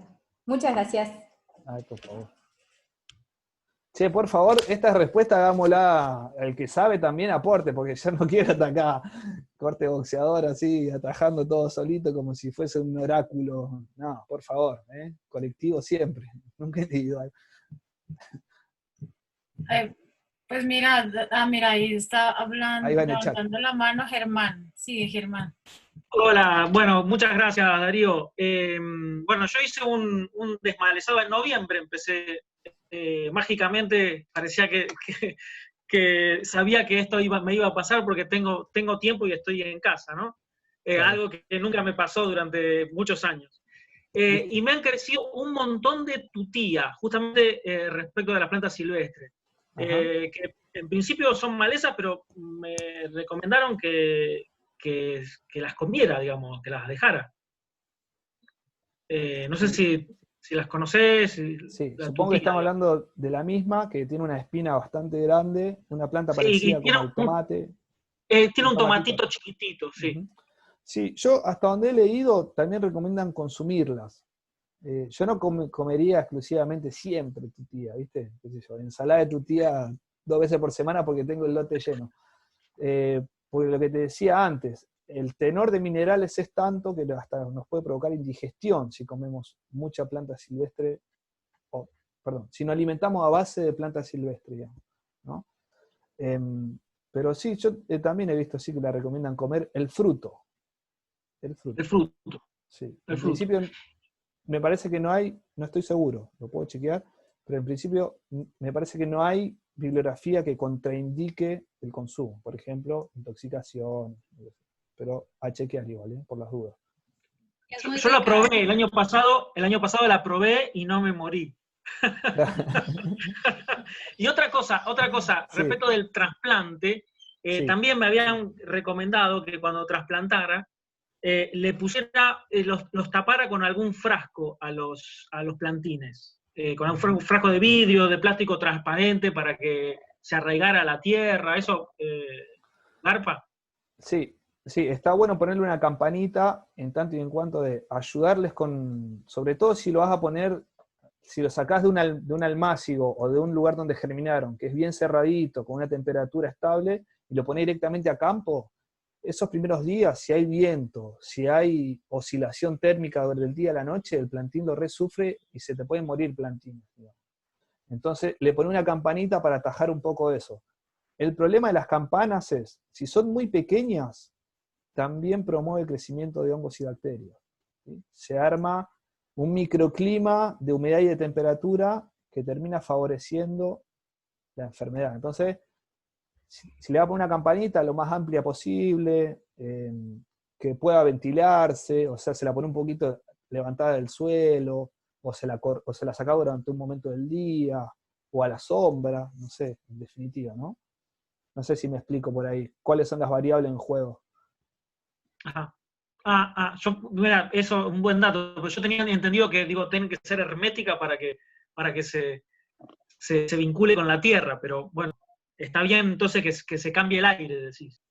Que se Sí, sí, un oxigene. poquito de ventilación, sí, porque si no, seguramente, supongamos, un plantín hoy le pone una campana hermética, mañana le mata transpirada esa campanita. Sí, sin Eso duda. quiere decir que hay humedad que se condensó, y toda esa humedad ahí, si no se renueva, viste, como todo espacio cerrado, la vida necesita movimiento. Si está encerrada, se empiezan a generar otras cosas que, claro, va en detrimento, viste. Clic, sí. Claro, va en detrimento, si no, No, con esto no estoy queriendo decir, si usás frasco se va a enfermar. No, porque podés manejarlo bien y no se enferma. Pero el peligro de campanas herméticas tiene que ver con desarrollar enfermedades. Perfecto, gracias. Muchas gracias. Por favor. Darío, acá dice Andino, que Marcel, tú sabes quién es Andino, ¿cierto? Cuando estabas hablando de los alimentos, dice que también se puede consumir leches vegetales como Sí. de almendra, avena, desde las más económicas hasta las más caras, o se puede hacer casera, aportando más calcio que la misma leche de vacas y sin la necesidad de entrar en ese consumo. Y desde eso también puedes hacer quesos caseros y demás. Hermoso aporte. Bueno, acá te están felicitando mucho, no sé si estás leyendo el chat. Un poquito. Y si quieren seguir preguntando, Marcel. A Marcela está levantando la mano. Pon tu audio, por favor, Marcela. Ahí está, ahí me desmuteé. Una pregunta. Tengo muchísimo, todo alrededor de la casa, diente de león. Muchísimo, incluso mi hermano se abastece también. ¿Cómo lo guardo? Por eso, porque llega un momento que hay que cortar el pasto y me da mucha pena. Claro. ¿Cómo lo guardo? Y bueno, mira, la principal práctica para extender la vida post cosecha, digamos, de las verduras de hoja es la heladera. Clave, armar el atado y guardarlo adentro de la heladera embolsado, porque la heladera también deshidrata, ¿no? Entonces con film o con bolsas, y sobre todo también lavado, porque todo desecho de tierra o polvillo que tenga es vehículo de hongos y bacterias, ¿sí? Entonces lo lavás bien, como con cualquier otra verdura, o si querés, una práctica no tan aconsejable, pero un poco más rápida y más económica desde el punto de vista del agua, es sumergirlo un poco en agua con cloro, clorinada, ¿sí? En agua clorinada, con las mismas recomendaciones que se da para potabilizar el agua, me parece que son 5 gotas de cloro por litro de agua. Entonces lo remojás ahí en agua clorinada y lo pasás ya así a la bolsa, quizás un enjuague, no puede estar de más, y lo pasás a la bolsa donde vas a guardarlo en la heladera. Y ahí se extiende la vida de la verdura de hoja un montón. Gracias. Vale, mira, Daniel Marulanda y Marcela también tienen la mano levantada. Daniel, si quieres habla y luego Marcela. Hola, buenas tardes. ¿Me oyen? Sí, quería preguntarte. Es que no sé si de pronto conozcas algunos fungicidas orgánicos que puedas mencionarnos, porque pues yo he estado de pronto investigando un poco, ya que tengo algunos honguitos en mis plantas de tomate y no he podido controlarlos. Primero, ¿Marulanda es un apellido que te pusiste de fantasía o es posta? Es mi apellido, de hecho en mi país es un apellido bastante reconocido, porque Sí. es de Iba origen por ahí la vasco. pregunta. Bueno, por ahí, prácticas fungicidas, lo que charlábamos al principio para el control de hongos, digo. Lo que charlábamos al principio lo que mencionábamos al principio de la charla. Si tenés hongos, hay que ver un poco la salud de tu suelo, ¿sí? Así que apuntar también a estrategias de enriquecer con materia orgánica del suelo.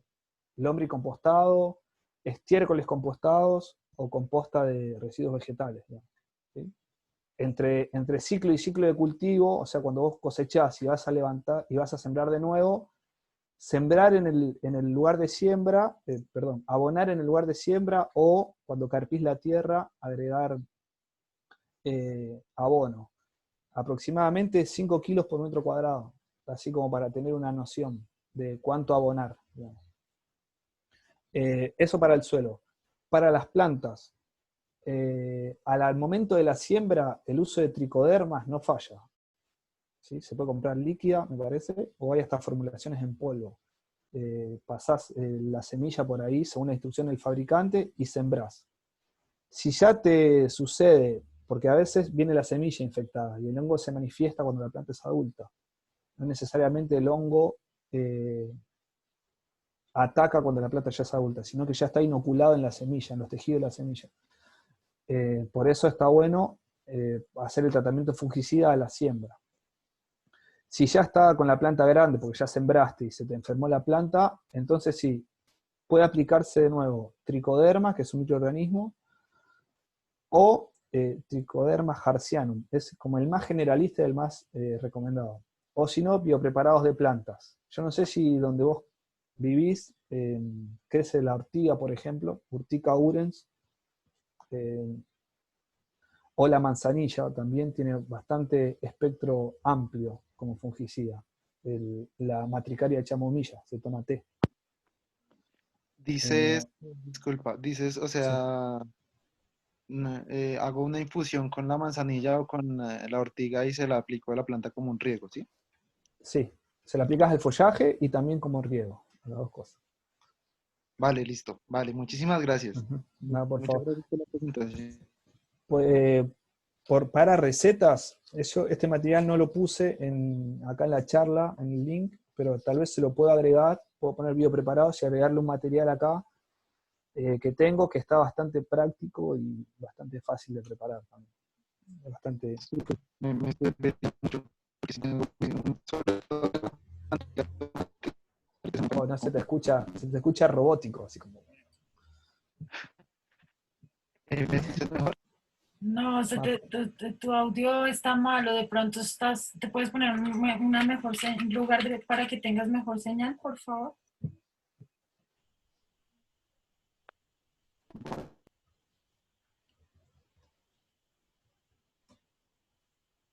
Bueno, pasamos al chat con Diego Marulanda, Hola. con Daniel. Si quieres de pronto escríbenos entonces por el Claro. chat, mientras alguien más nos hace preguntas. Marcela tenía la mano levantada, sí. Marcela. Dale, pon tu audio, porfa. Hola, yo de nuevo. Darío, te tenía un par de preguntas. Yo desde hace un tiempo, hace más o menos 2 años, creo, me empecé a guiar por el calendario biodinámico que maneja Huerta, si no estoy mal. Sí. Y para mí fue todo como muy novedoso porque también plantea sembrar. Marcel, perdón, tu audio está un poco malo. ¿Tienes audífonos o no se te entiende?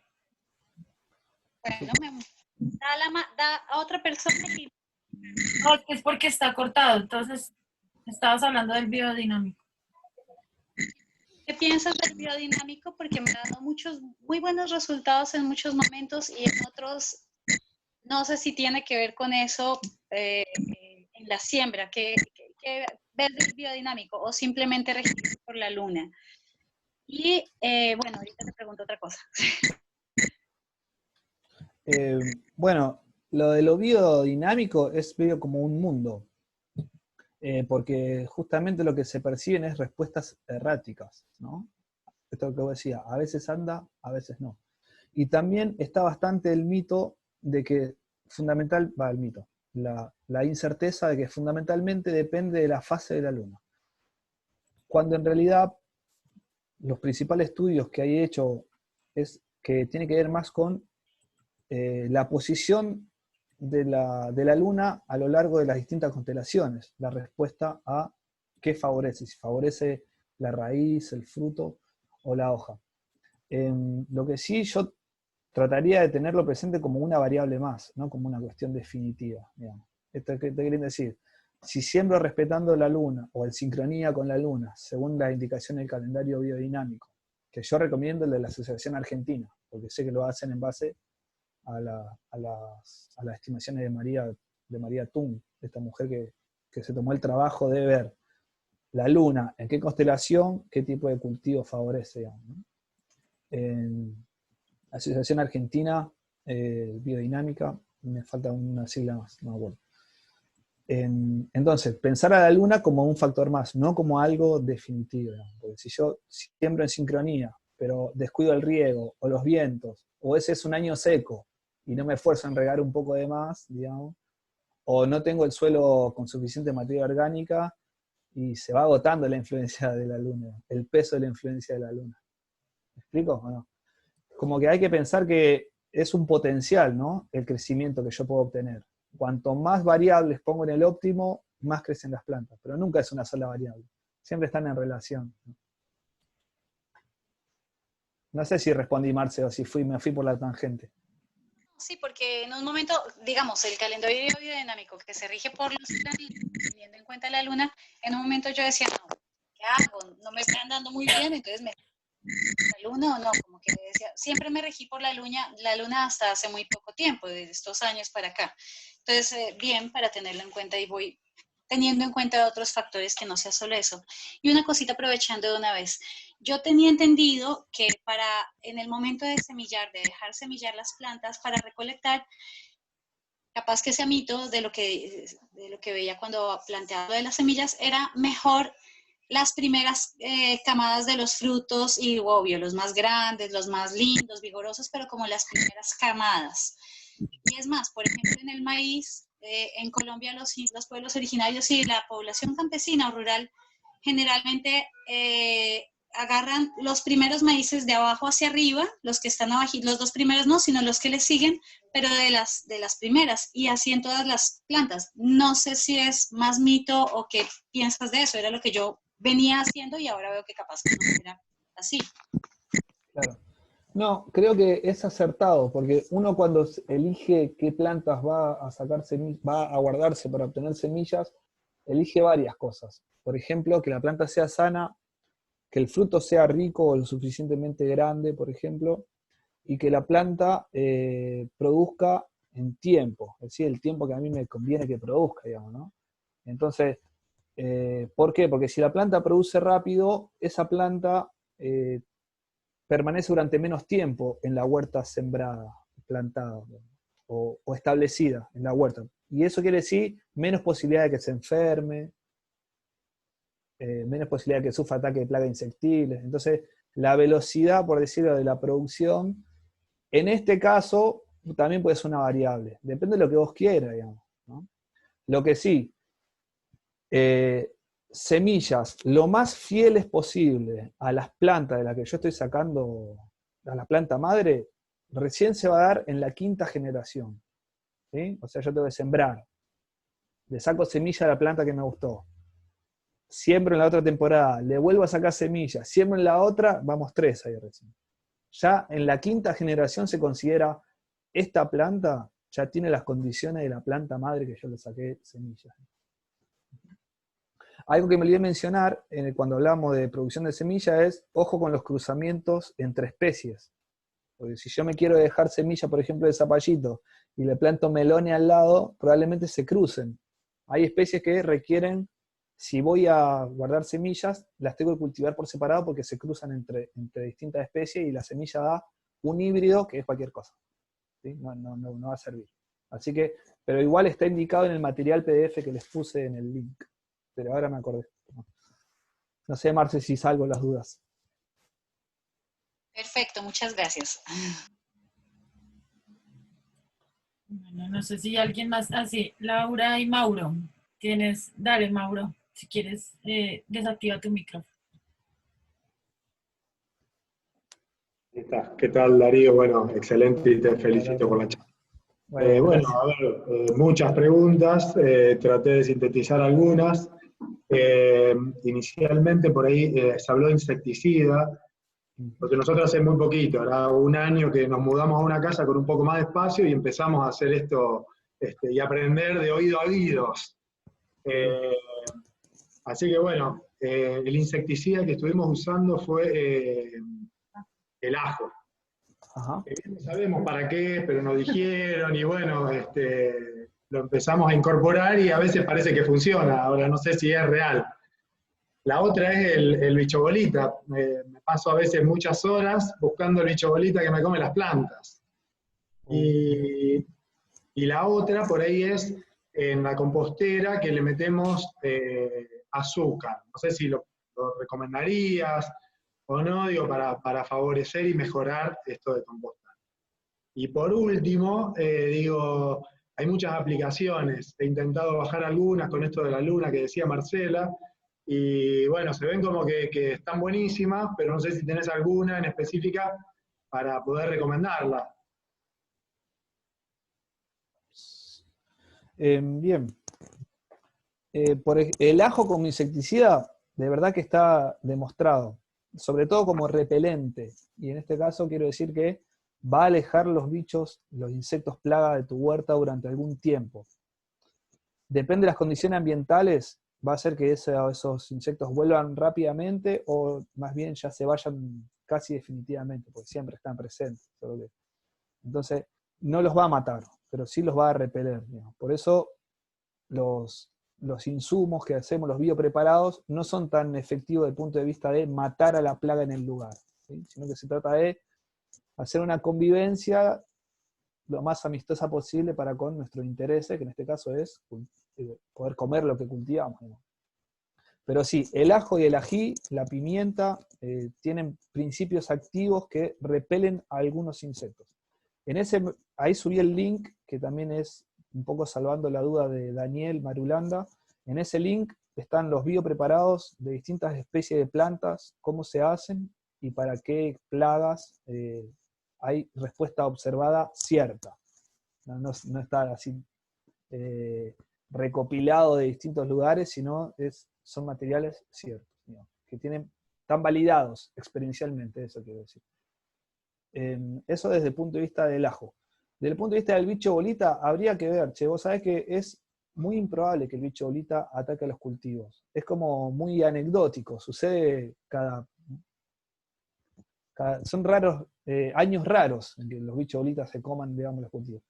Puede pasar, pero son años más bien raros. Lo hemos visto en las lechugas, fundamentalmente cuando son chiquititas, y aparecen comidas, y el único bicho que encuentro es el bicho bolita. Y bueno, claro. Sí. Están como roídas, ¿verdad? Claro. Como si fuesen los libros viejos que están así como agujereaditos, medio como roídos. Exacto, así. Sí, probablemente así sea el bicho bolita. Quizá tiene que ver que este es un año extremadamente seco, con que probablemente no hay otra comida para el bicho bolita y solamente encuentran ahí a disposición justo tu cultivo. Tuvimos esta misma pregunta en otra charla hace unos 15 días y nos llamó la atención porque en la huerta que tenemos ahí en la estación de Inta Oliveros tuvimos un ataque de bicho bolitas en 15 años, decía Rodolfo ahí, la persona que referencia esa huerta. Eso, a mis hijos recién ahora conocieron al bicho bolita, era como que había desaparecido en un momento. Claro. Y justo nos vinimos a vivir acá, aparece el bicho bolita y hay un montón. Bueno. Sigue la vida. Nah, por ahí la otra cuestión que puede ser es pensar en el ecosistema que es tu patio, que es los bichos bolitas prosperan con una buena cantidad de humedad y con una buena cantidad de oscuridad. Hay que ver si tu patio, qué circulación de viento y de luces tiene, ¿no? De luz, de temperatura. Digo como para estirar un poco la jugada más allá de por qué el bicho bolita me come la... Digo, los saco, los mato, los tiro, no sirven como... Mirá, la verdad que son detritívoros. Esto quiere decir que aportan en la descomposición de la materia orgánica muerta, pero llegado el caso, como el tuyo, pueden comer tejidos verdes. En un momento empecé a trasladarlos, pero después ya esto. Mirá, en este caso, cuando ya es extremo, que voy a decir realmente no puedo continuar con la actividad, un insecticida que es inocuo para los seres humanos puede ser la tierra diatomea, ¿sí? Que es inocua o diatomita, se le llama. Se consigue en cualquier vivero, se compra en Mercado Libre. No es tan eficiente porque trabaja por contacto, trabaja a nivel mecánico sobre los insectos. Puntualmente es un abrasivo que se mete en sus articulaciones y bueno, de esa forma va como controlando la población de la plaga. Para mí se me ocurre así como solución de último recurso y que puede tener un cierto grado de efectividad, porque también se lava con la lluvia, puede que los bichitos bolitas la esquiven. Entonces, espolvorearla cual si fuese un talco en las plantas que vos veas afectadas cada 5, 6, 10 días, según la cantidad de bichos que vos veas, puede servir, ¿no? Sobre todo si vas a cosechar de acá a 30 días, lavalas bien, lo que sí, las verduras que te acuerdes que trataste, por las dudas, no porque la tierra diatomita pueda llegar a ser un perjuicio sobre tu salud, pero ya que vas a usar en una buena cantidad, ¿no? Espolvoreada, así en el sitio, bueno, no está de más enjuagar la verdura. Bien, y el azúcar como acelerador con el compostado, mirá, yo la verdad no te la podría discutir ni que sí, ni que no. Lo que sí yo no... No, no lo hicimos, pero lo hemos Ah. escuchado y bueno, ahora que está, digo, a lo mejor Yo no usaría alimentos en el compostado, eso sí o sí usaría desechos. Porque además los desechos vegetales ya tienen suficiente cantidad de azúcares, en todo caso. ¿Sí? Es como que, por eso, agregarle azúcar a un compost me parece como que un poco redundante en cuanto a las sustancias químicas que ya hay en juego en el compost. ¿Me explico? Por ahí si vos me dijeras grasas, por ejemplo, como puede ser aceite vegetal, de único uso, y no sé, capaz que sí, puede tener un efecto medio extraño, sería para ver si tenés aceite para tirar digo, de manera periódica en un volumen importante. Habría que ver, ¿no? Pero azúcares me parece un poco como que ya en el mundo vegetal es el mundo del azúcar, de hecho, ¿no? La bien. celulosa. Bueno, muchas gracias. No, no. En una oportunidad compramos lombrices que se venden Ajá. para pescar y bueno, le tirábamos a eso y bueno, sé que por ahí ayuda también. Y, bueno, Sí, las lombrices sin duda, sin duda. ¿Vos decís el azúcar a las lombrices? ¿Te ayuda? claro, sí, al mismo compo, tirar el azúcar, las lombrices y digo, para que tarde lo menos posible. Ah.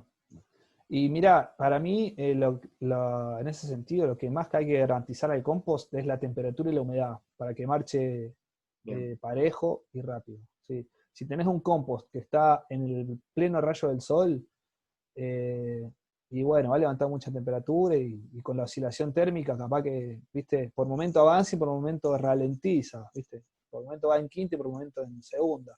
Y si lo tenés a la sombra, no levanta nunca la temperatura suficiente, como para que avance más rápido, ¿no? Así que yo iría más por ahí, por una temperatura lo más estable posible.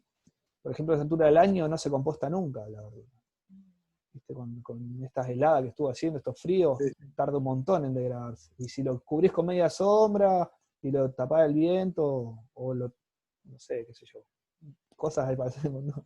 Papel aluminio para atajarle la temperatura, capaz que acelera Bueno, muy mucho bien. más. Uh-huh. Y la app, no te sé decir, che, la app biodinámica no sé. Sé que se puede descargar calendarios lunares, eso sí, sé que hay disponible, y el mismo calendario biodinámico en PDF, pero aplicaciones no sé si hay desarrolladas. Linda pregunta. Bueno, gracias. Muy bien, gracias. Gracias.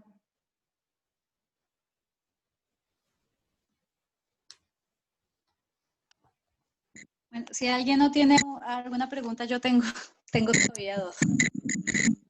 Mira, a mí me pasó con los repollos este año, repollo y coliflor.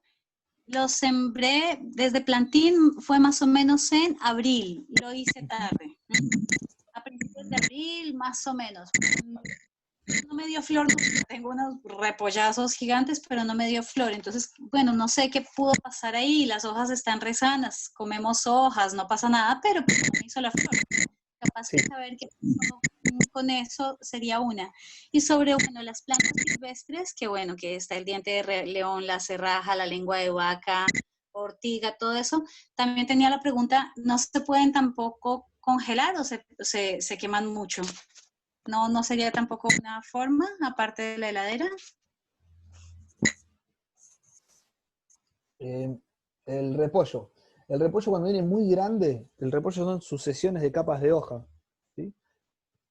Y cuando crece mucho, que para nosotros es óptimo desde el punto de vista comestible, porque es más alimento por unidad, por repollo, va en detrimento, o esto, perjudica la posibilidad de que la planta saque su vara floral a lo largo, pueda atravesar las sucesivas capas de hoja. Entonces, lo que se hace para favorecer la floración del repollo en esos casos, cuando son muy grandes, muy compactos, con mucha hoja, es un corte en cruz, arriba, ¿viste?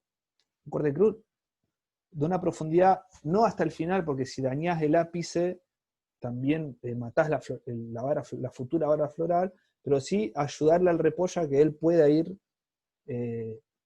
atravesando las sucesivas capas para alargar la vara floral. Así que esa es una práctica que puede ayudar un montón. De hecho, se hace, los huerteros lo hacen tradicionalmente. Digamos. Cuando el repollo es muy grande y quieren dejar semilla, un cortecito en cruz ahí, con una cuchilla, eso por un lado. Y la otra era...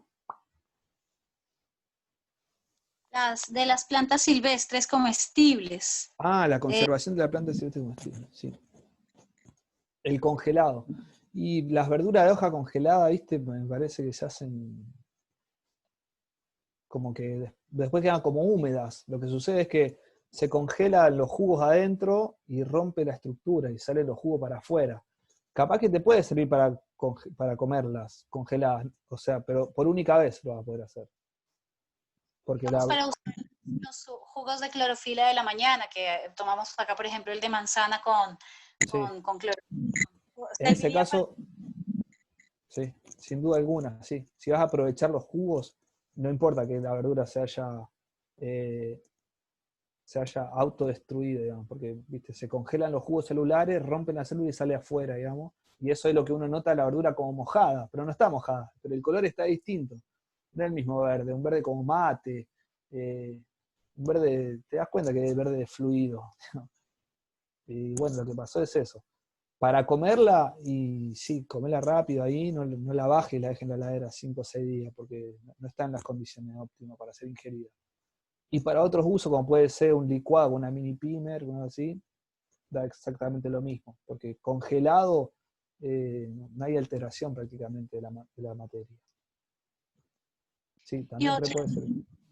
Por ejemplo, esas, más que todo, ahorita que hay diente de león, una cantidad, secarlas en lugar oscuro, boca abajo, en periódico, o no pierde propiedad. El tema del deshidratado es lo mismo que hablamos recién con el tema del congelado, muy parecido, es cómo lo vas a ingerir después, digamos.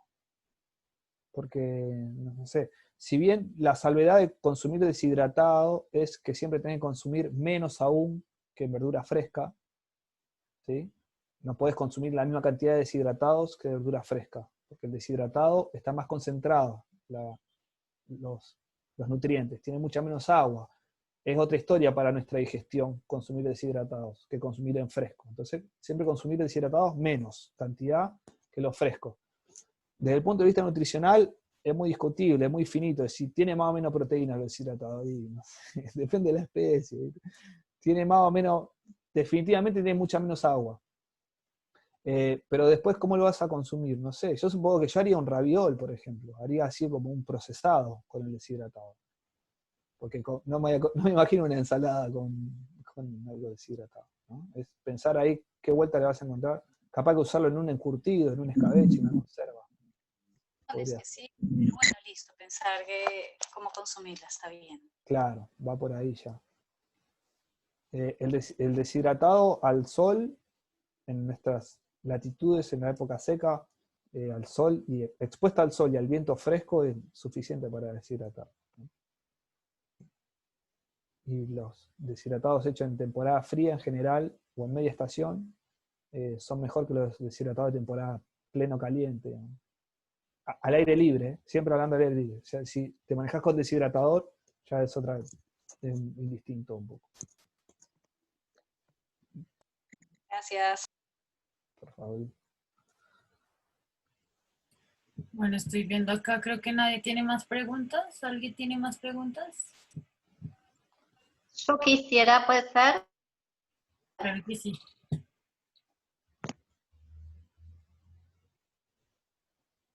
Sigue, claro que sí. Bien, mi pregunta va con algo que mencionó.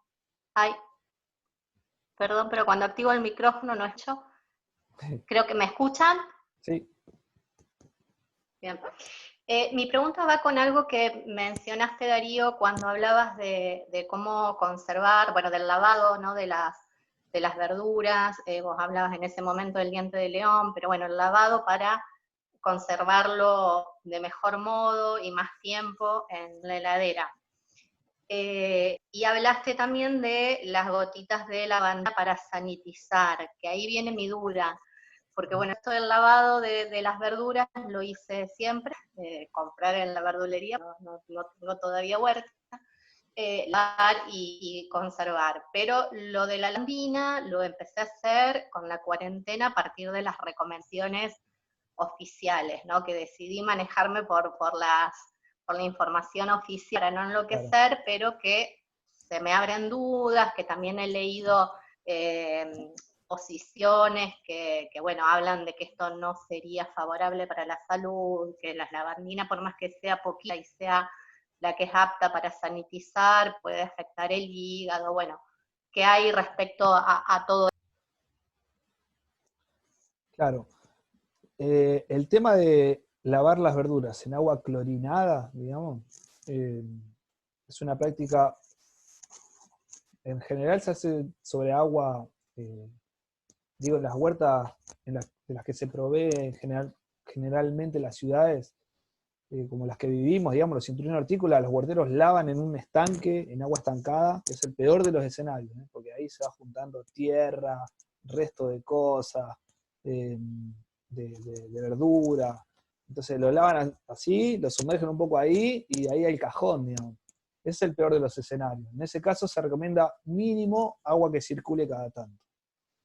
La otra recomendación que mejora mucho es clorinada.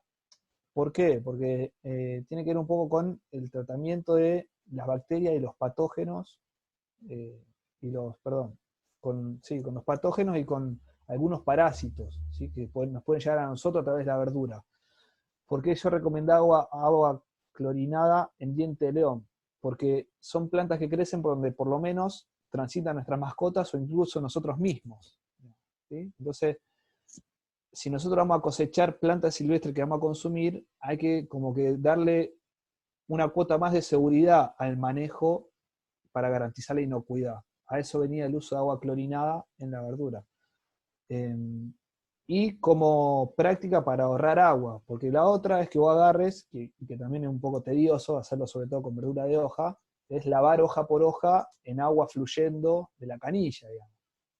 Entonces, bueno, ¿y cómo hago si no quiero estar lavando infinidad de hojas por las que anduvo corriendo mi perro, por las que anduve en bicicleta, por las que quizá pasé caminando yo o quien sea? Pues la tengo que lavar bien para comer verduras silvestres. Y bueno, si no querés lavar mucho o usar tanta agua fluida de red, por ejemplo, como el caso de algunas localidades cercanas de Rosario, y bueno, sumergirla en agua, pero además si querés poner un poquito de cloro porque no va a estar de más, digamos, para garantizar, cortar con algunos patógenos y algunos parásitos pequeños. Un poco, no sé si te respondo, Natalia. Sí, la duda venía porque esta parte de la biblioteca en contra, digamos, de esto, ¿no? De usar la lavandina para sanitizar un alimento que uno consume a posterior. Claro. Sí, yo creo que es objetable, ¿viste? En definitiva, es una pregunta que se puede abrir, pero en las concentraciones en las que se usa, que son 5 gotas por litro de agua, como que no me parece que sea dosis peligrosas, digamos, ¿no? En la que uno va a estar manejando, digamos. Bien, muchas gracias. Uh-huh. Sandazan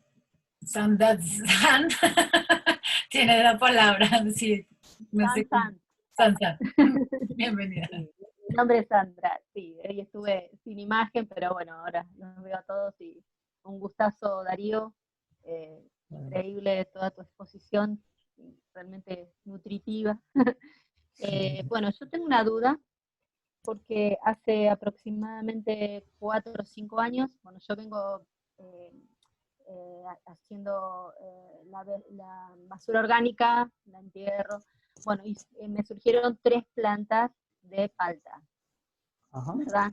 Tuve que esperar 4 años, ahora va por el 5º, la última planta, y yo, más allá de regalar y compartir y disfrutar con amigos este fruto, fui guardando las semillas, las fui secando, porque esas eran semillas de una planta de palta, o sea, esas paltas me las regalaron de otro árbol, no fue comprada en verdulería. Claro. Entonces, yo tenía entendido que eso se podía, digamos, utilizar, volver a utilizar esas semillas. ¿Cuál es el proceso, digamos? Porque yo las tengo guardadas igual, secadas. Algunas las usaron mis nietos para jugar, que son muy lindas. Pero bueno, si es posible, así como me surgió a mí de la basura orgánica, la producción de estos 3 árboles, que ahora ya son árboles, y eso ya secado, se puede volver a generar otro árbol.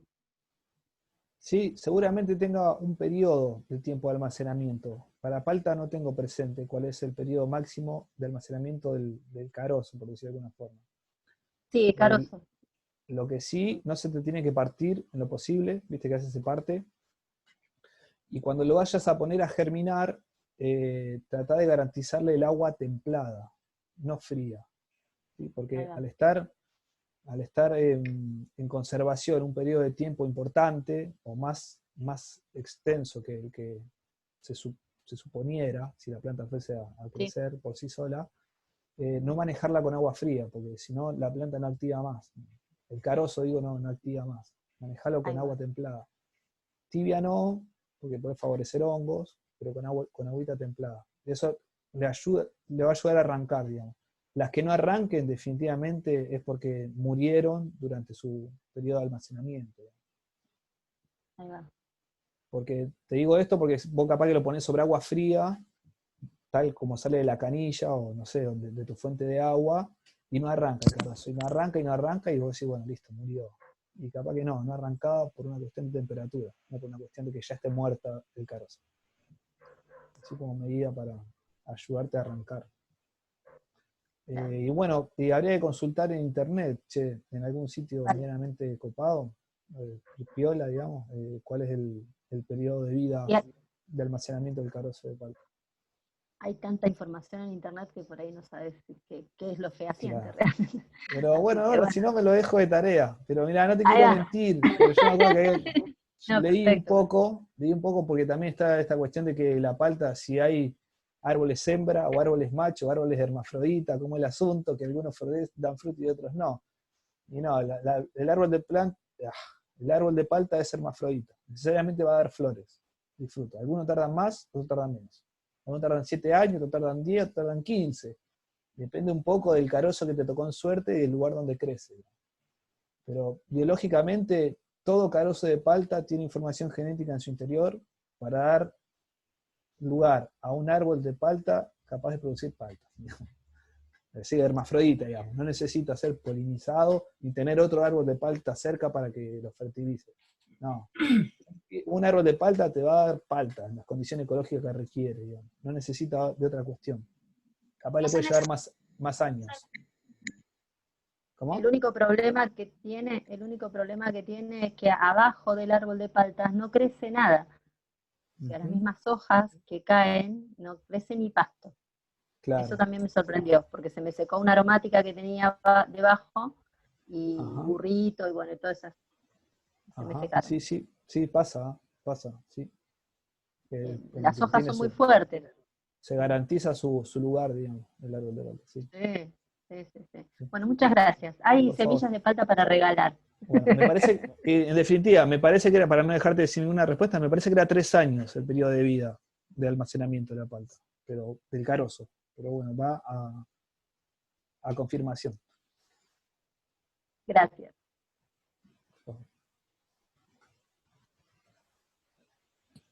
Ya entramos en el lugar, en el periodo en que, bueno, ya no sé tanto, a ver si alguien tiene la posta también. Se agota la tela para cortar. ¿A qué vinimos? Algunos tienen más preguntas. Bueno, si hay alguna pregunta, aprovechemos para hacerla. Si no, primero que todo, ¿hay alguna pregunta antes de pasar al cierre? Laura tiene la mano levantada. Dale, Laura.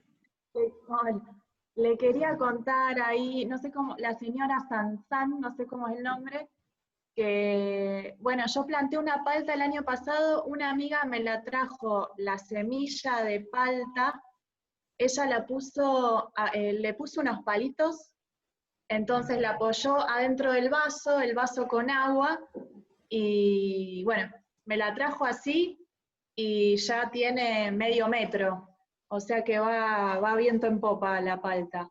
Ya creció y bueno, no sé cuánto tardará en dar paltas, pero la estoy vigilando.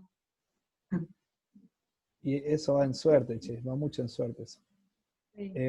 Por ahí, mira, para darte un poco de certeza de por dónde buscar bibliografía, ahora me acordé, tanto Chile como Colombia tienen muy buena información académica en torno a la producción de palta. Ambos. Entonces, por ahí para buscar un sitio que no sea así, puedes buscar en alguna universidad o algún instituto público, o hasta México inclusive, ¿sí? ¿Viste? Le ves la terminación al link, si tiene .cl, si tiene .mx o CB, me parece que era Colombia, ya ahí te sirve para descartar la calidad de la info. Bueno, bárbaro. Gracias. Por favor. ¿Alguien más? Mari, ¿ves a alguien con mano levantada? Bueno, diría que no. Así que para mí toda la vida fue un mito de los 2 árboles de palta cerca. Me acabo de desayunar que no es así. Darío. Descansa con uno. Gracias por todo. Estamos haciendo todos estos encuentros. Las personas que asistieron, recuerdo que este es un espacio de construcción colectiva en donde surgió una propuesta hace 4 años, pero se ha seguido alimentando por los saberes tejidos entre todas las personas, empíricos, académicos, de diferentes lugares, latitudes, y que aprovechemos la pandemia como un pretexto para estar más cerca, ¿no? A pesar de la distancia y de tejer redes, porque es lo que nos queda. El trabajo colectivo es lo que nos va realmente a salvar y a seguir construyendo y apostándole a un mundo más humano y más amoroso y más vivible para todas las personas. Voy a hacer una acotación muy chiquitica para mañana. Acá, con compas de Lucio B. López y de Pueblo Andino, vamos a hacer una gran plantatón durante todo el mes de septiembre, que ojalá se puedan seguir sumando diferentes personas de diferentes pueblos y ciudades vecinas, más ahora que lo necesitamos con todo lo que está pasando. Argentina se está prendiendo fuego. Le están prendiendo fuego, obviamente. Y mañana Libertario González, que hace también parte de INTA Pro Huerta, un CON que ha estado desde hace 3 años asesorándonos en la cuestión de árboles nativos y reforestación, a la gente del espacio socioambiental y a muchos compas del uso de López en todas varias partes. Va a hacer una charla en este mismo espacio, voy a compartir el link también a los correos, sobre particularidades de siembra en espacio público, en veredas, en plazas, y con las particularidades de Pueblo Andino, en la vera del río Carcarañá y como cortina de árboles frente a los campos fumigados. Pero bueno, van a surgir muchísimas cuestiones desde ahí y repito que los temas que vienen vamos a hacer aproximadamente cada 15 días este ciclo de encuentro del espacio socioambiental. Tienen propuestas para hacer, tienen conocimiento que aportar, propongan la charla y la seguimos haciendo por temáticas. Se cierra el espacio de huertas agroecológicas familiares y no familiares con prácticas, sí, e historias de vida, periurbano, historia de vida de la Verdecita en Santa Fe, una historia de vida en medio del conflicto armado en Colombia con permacultura y trabajo con población campesina e indígena. Viene un ciclo de reforestación y árboles nativos, luego viene un ciclo de apicultura y un ciclo de saberes ancestrales de la Amazonía y de plantas medicinales. Así que, y me quedó afuera los probióticos, germinados y fermentos, que ese es práctico también. Tuvimos el primero que fue bellísimo con Amelia, que va a seguir haciendo precisamente con aprovechar la producción que tengamos en el momento, con cítricos fue en su momento, pero también es lo que planteaba Darío hace un rato sobre la producción en exceso de la huerta, cuando no alcanzamos ni a intercambiarla, a trocarla, a venderla, bueno, que podamos hacer, darle valor agregado a esa materia o para vender o para consumo de conserva. Bueno, desde mi parte, mil gracias a todas y a todos por participar y siéntanse dueñas y dueños de este espacio para seguir aportando desde su saber y compartiéndolo entre todos nosotros.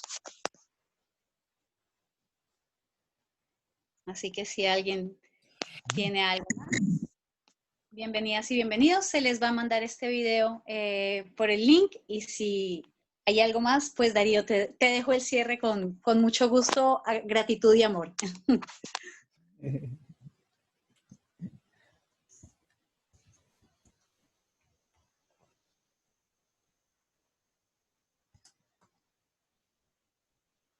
Bueno, nada, les dejo en el chat de nuevo mi dirección de correo, por si quieren el PDF de la presentación PowerPoint, que están los links ahí, o para, no sé, sí, supongo yo acceder a los links para tener más desarrollo de información.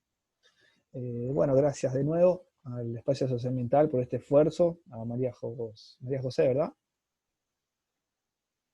Sí, María. También coordinando ahí, y de nuevo a todos ustedes por el tiempo, la atención al respeto, por los halagos, más que nada por el gesto que va detrás del halago, el reconocimiento, la verdad muy satisfactorio para uno encontrarse con la certeza que está ayudando de alguna forma, ¿no? Así que bueno, eso es todo. Y que nuestra comida sea nuestra medicina. Sea nuestra medicina. Darío, ¿podemos compartir también tu material por el Facebook o preferible tú lo mandas a quienes te manden el correo, como tú lo creas mejor? Sí, que te lo pasa a vos, Marcia. Bueno, listo, y lo cuelgo en el Espacio Socioambiental y en el claro. Y que pueda rotarse sí. sin problema.